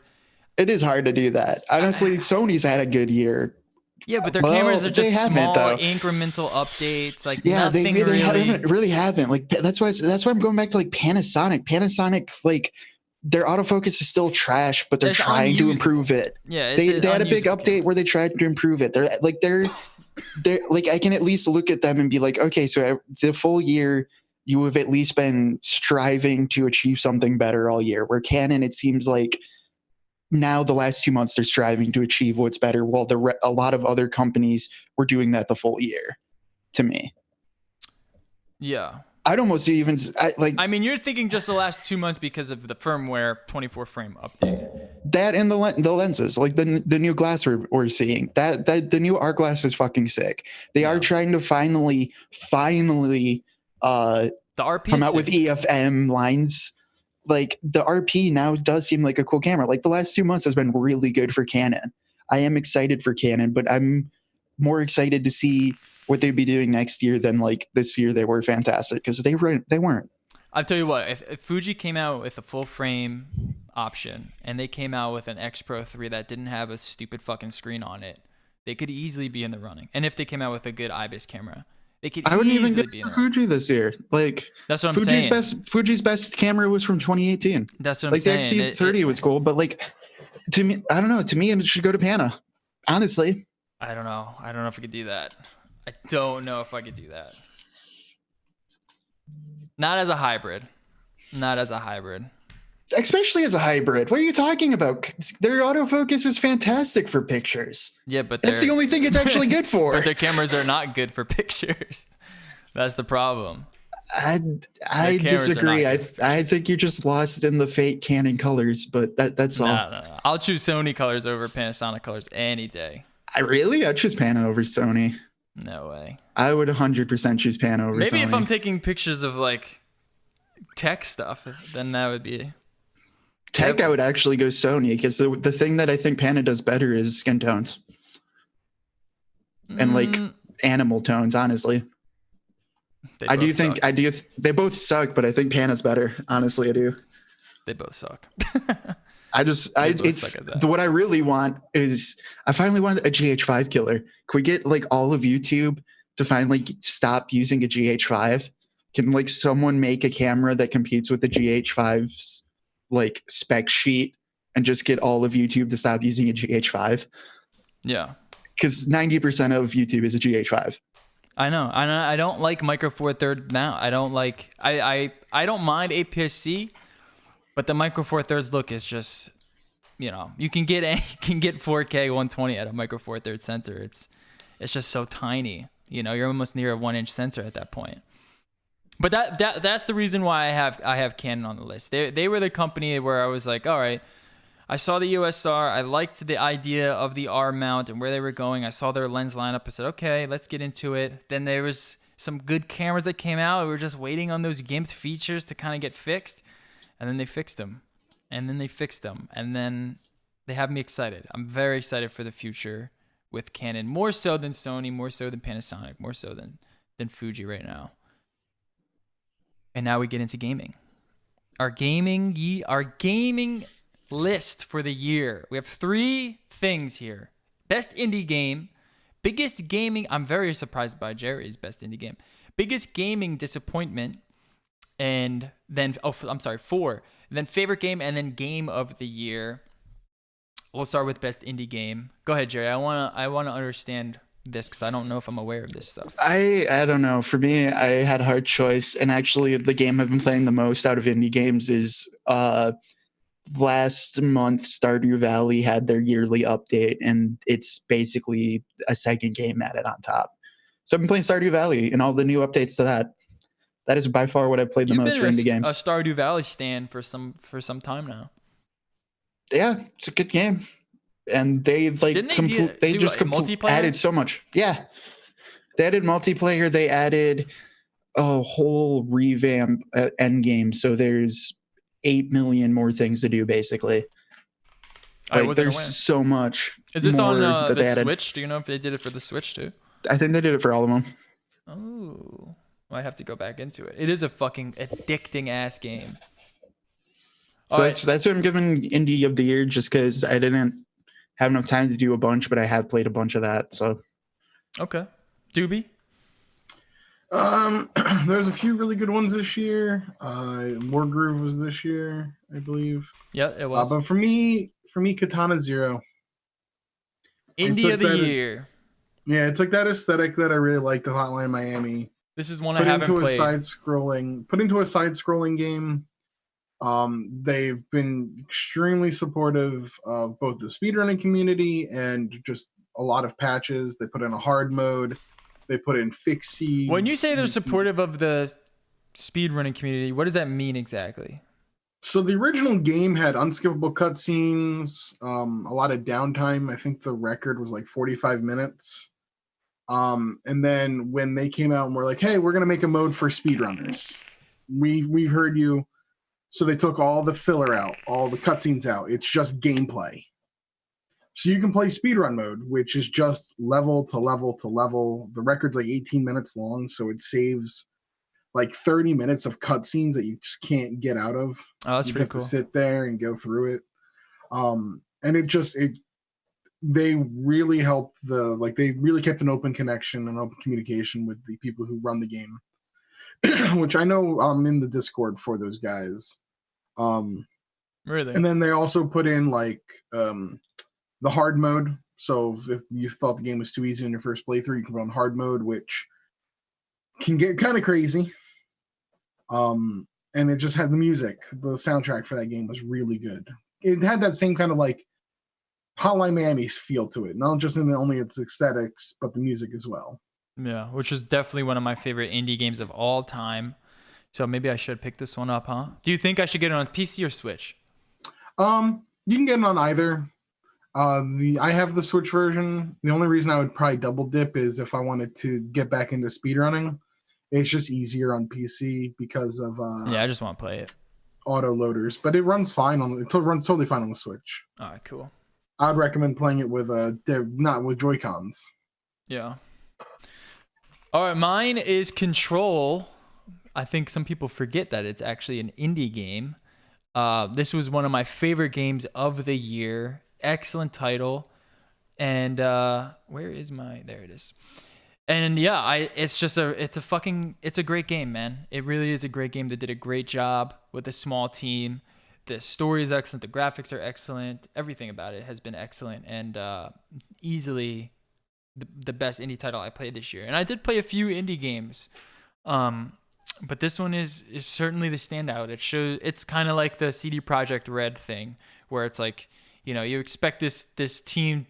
I now expect this a lot from this team, and I can't wait to see what else they do, especially with what they can do with their budgets. And this has been a labor of love for some time for them. And I can't wait to see what happens when you give them a shit ton of money. So go play Control. It just won IGN's Game of the Year, and I think it's extremely underrated, extremely underappreciated. I think because people don't really know what it is, they kind of stray away from it. But it's an excellent action game. All right, biggest gaming disappointment. I didn't put one down, dude. But you go first. I'm trying to think of one. I think I have one, but It's Kingdom Hearts 3.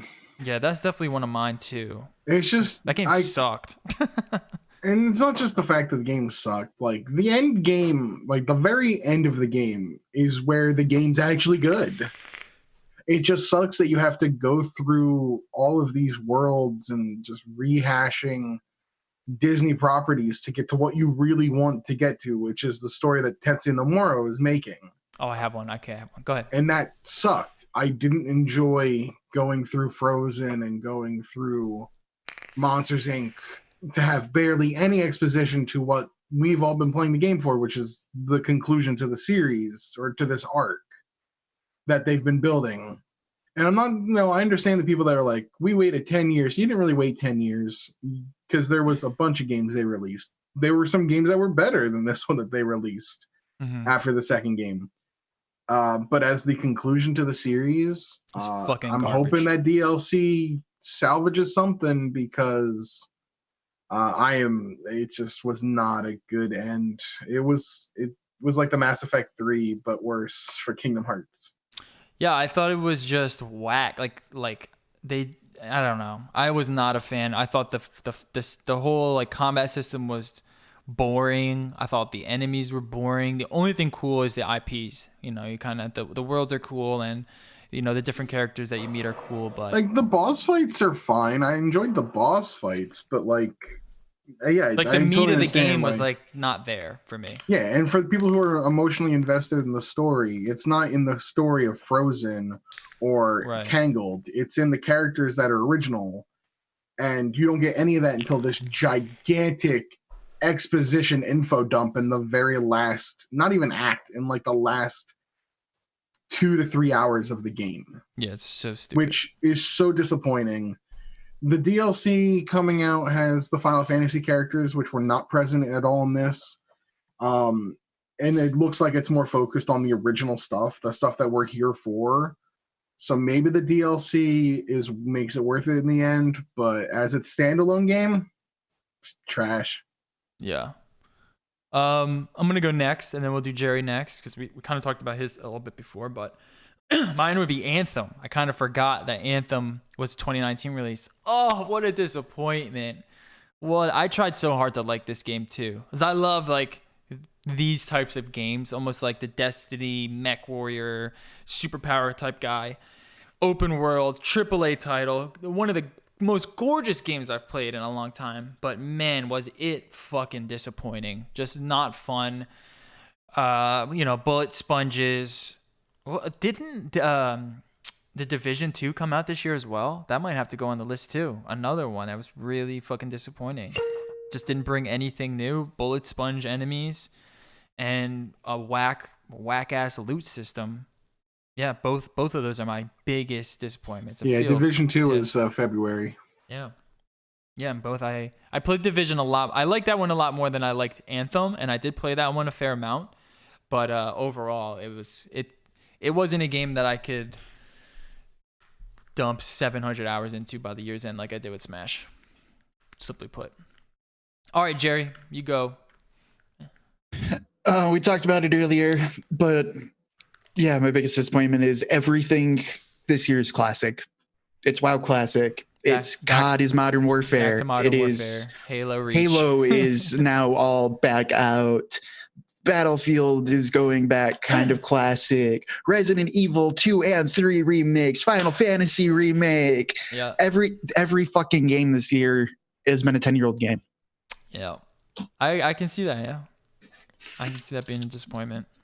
Like what just I get it like as like a cool like one-off like now and then sure like that. Yes, we want that blast of nostalgia. That's cool. The fact that it's every fucking game and even probably the game I've played the most is a fucking 15-year-old goddamn gem. And then the other game of the year that's up there for being rated is fucking Resident Evil 2. I am 28 goddamn years old and so is that fucking game. Like it is kind of draining that it's like if it was just like a couple that it would be fine. You know what I mean? It's just the fact that was this year is every game's a re-release. Like every other game, every other AAA game this year has been a re-release.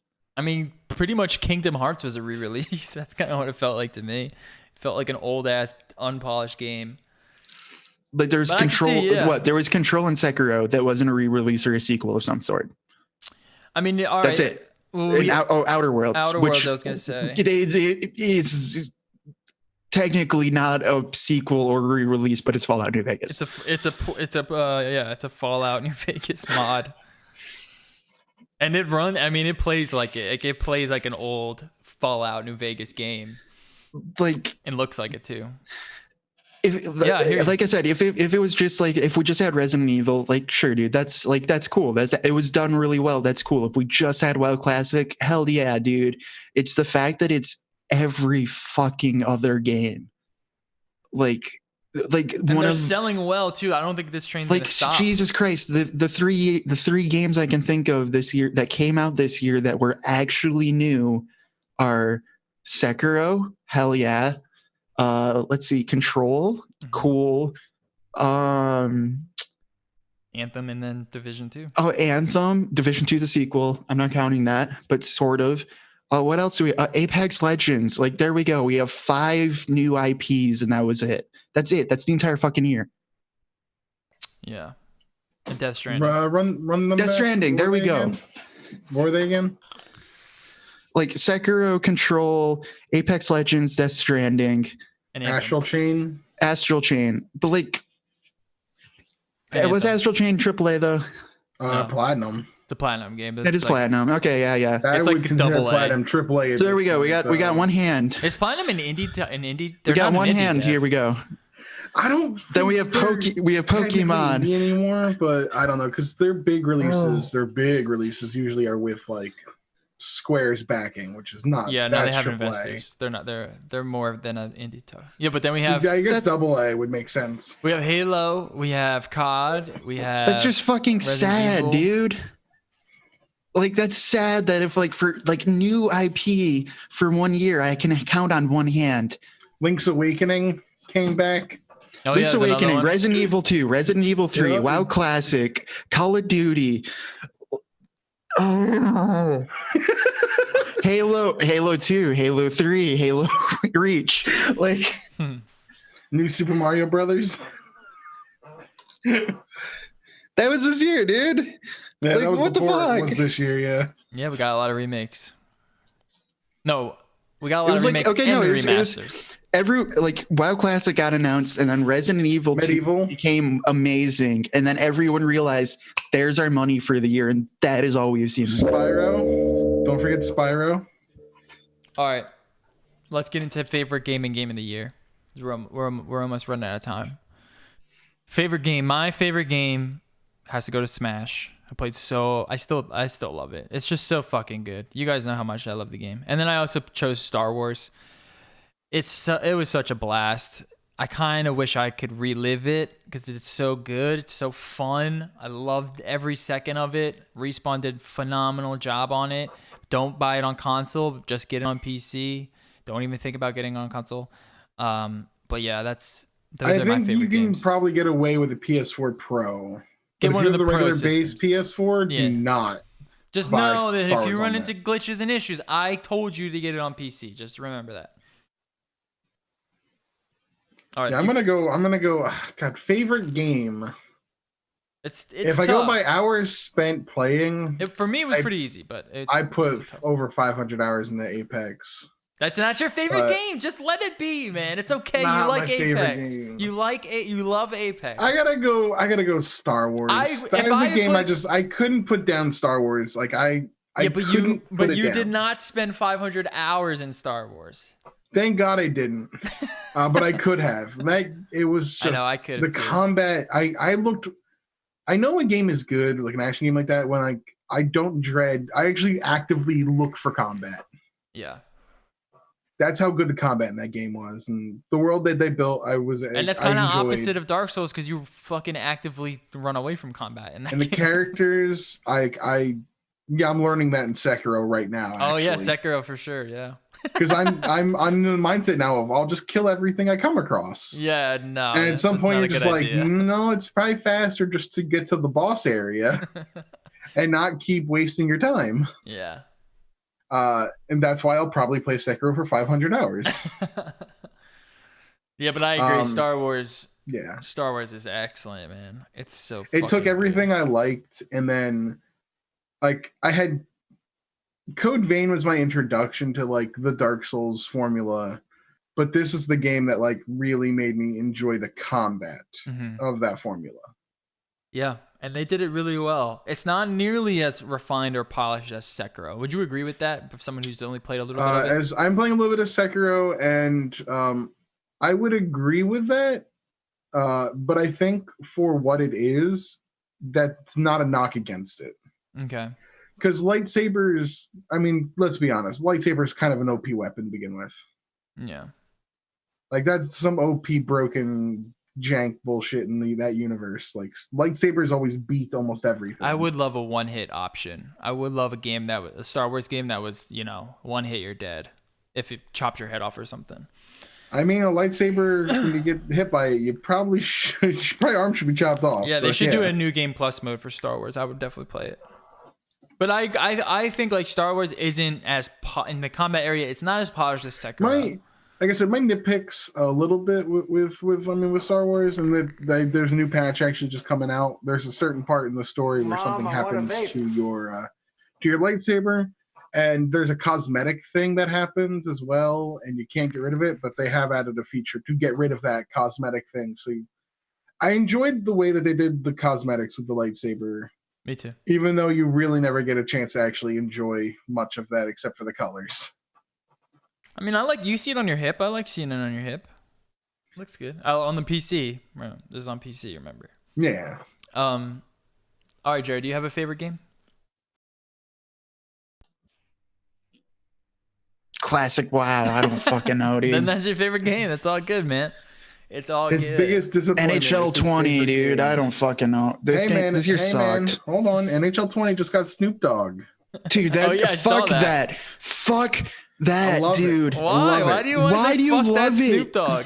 No, It's a because if you're meme. It is a meme. No, it's not. That's not the issue. It's not the issue that Snoop Dogg's in it.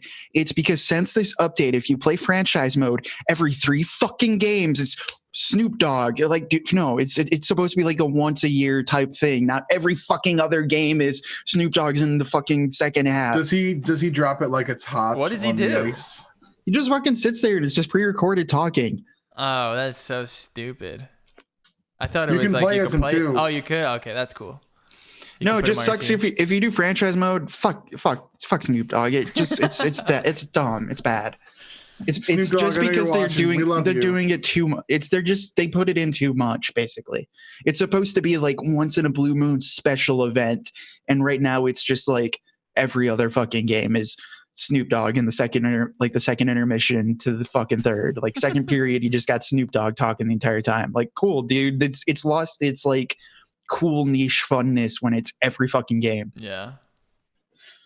All right, the big award, Game of the Year. Doobie, you go. I'm gonna give it to Star Wars. It exceeded my expectations, and when you realize that like they didn't even really market it that well, and the announcement of the game alone, back at E3 was that E3? It was the last. When we E3 heard or it the was year before? Respawn doing a Souls-like with Star Wars, we fucking lost our minds. We lost our minds. Yeah, the people that knew who Respawn were, the people that knew like that a Star Wars single player game was coming without all the bullshit microtransactions and all the other issues that EA's been dealing with. We were very nervous too. We were cautiously optimistic, and our optimism was rewarded. Yeah. But like I said, I mean, they announced the game literally in the audience. Hey, we're working on this game. It's called Jedi Fallen Order. Bye. Which is awesome. And it was such a weird interview announcement. No, and it was so. Well, we have Game weird. Awards coming out. I want more announcements like that. Like Kojima saying, like, yeah, I'm gonna make a Animal Crossing style fighting game. Bye. I would love something like that. That's what Respawn. I mean, it was awesome. I have no problem anyone picking Star Wars as Game of the Year. It was an excellent title. I wish it was longer. I wish it was a little tougher, but it was an excellent title.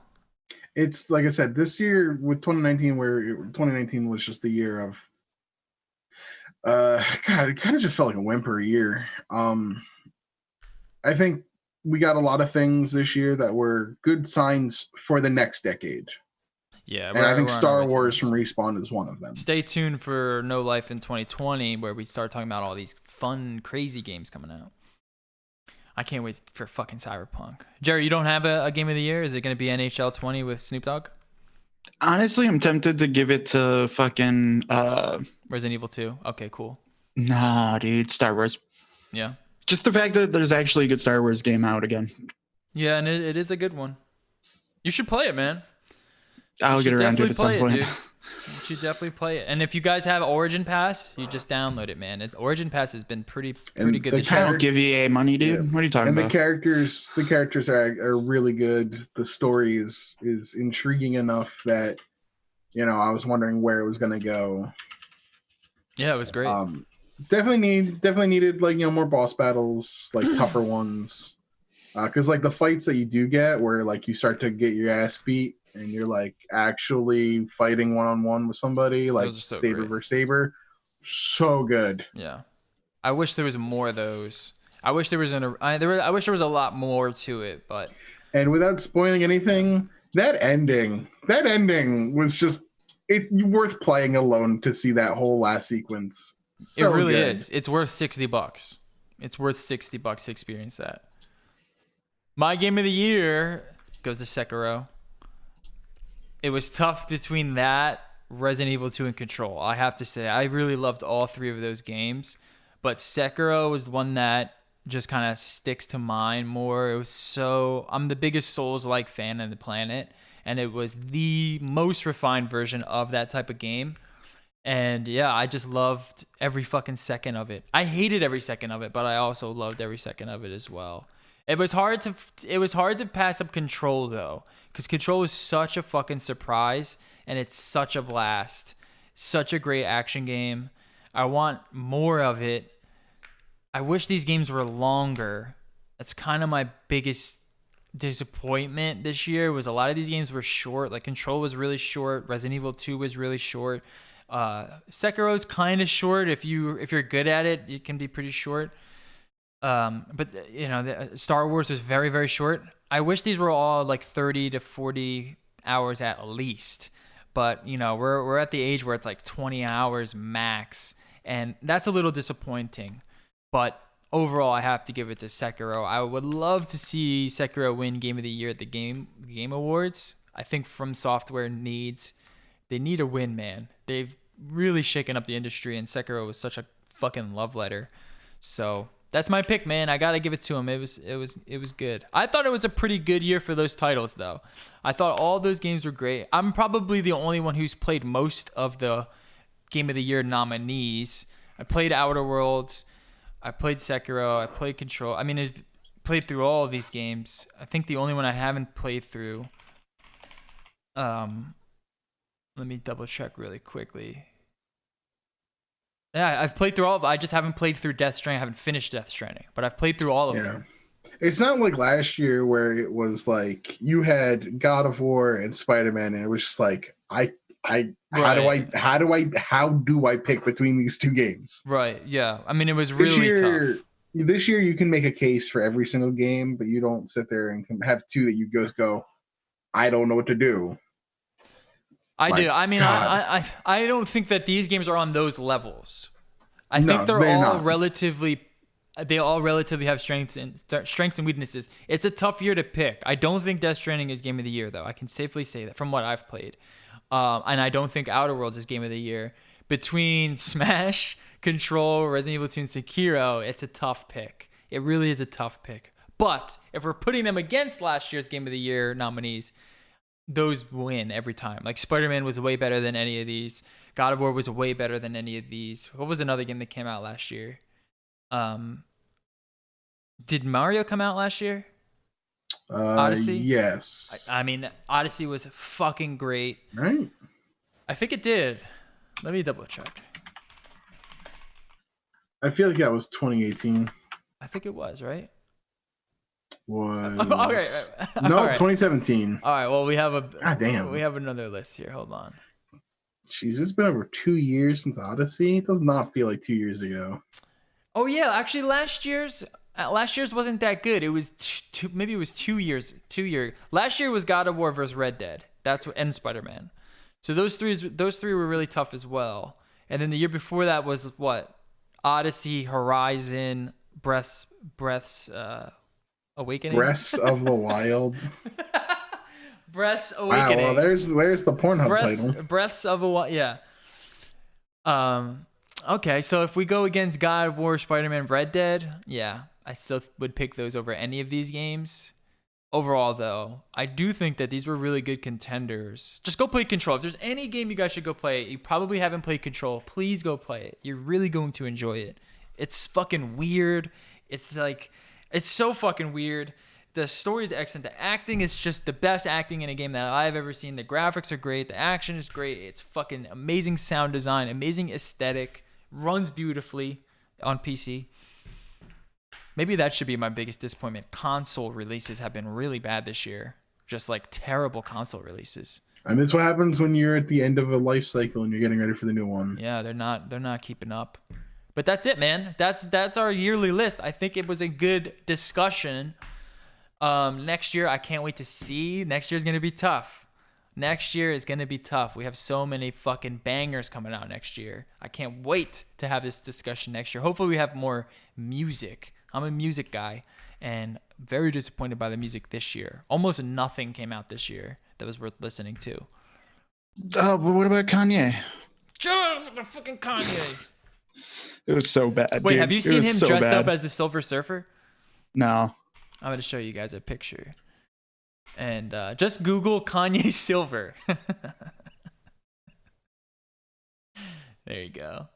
There he is drinking his champagne. Google Kanye Silver. And yeah, there you are. Yeah, there he is doing the robot. I don't know the context. I haven't bothered to find out. Don't want to know the context. But Oh, you know what we should do? We should give an actual award to the winner, and it will be a silver Kanye man, a silver Kanye statue. That's what it should be for the No Life Award. Oh, there's Kid Cudi in silver too. All right, everyone. Hope you guys enjoyed the show. If you did, make sure you head over to our website, nolife.digital. Give us a subscription on iTunes, Google Play Radio, Stitcher, Pocket Casts, Pocket Catcher, everywhere. And make sure you're subbed over on our channel. And follow us on Instagram. I set up a Instagram scheduler. So I feel like I'm going to be posting some stuff over there. I always say this, but I never do. But do it anyway. All right, everyone. We'll catch you guys next week. Or no, I'm sorry. We're going to catch you guys after the holidays. So we'll see you guys in a couple weeks. We're going on a little vacation. We'll come back with some new stuff to talk about. All right. Peace. Say goodbye, everyone. Say Happy New Year. Deuces, Happy New Year. Bah humbug.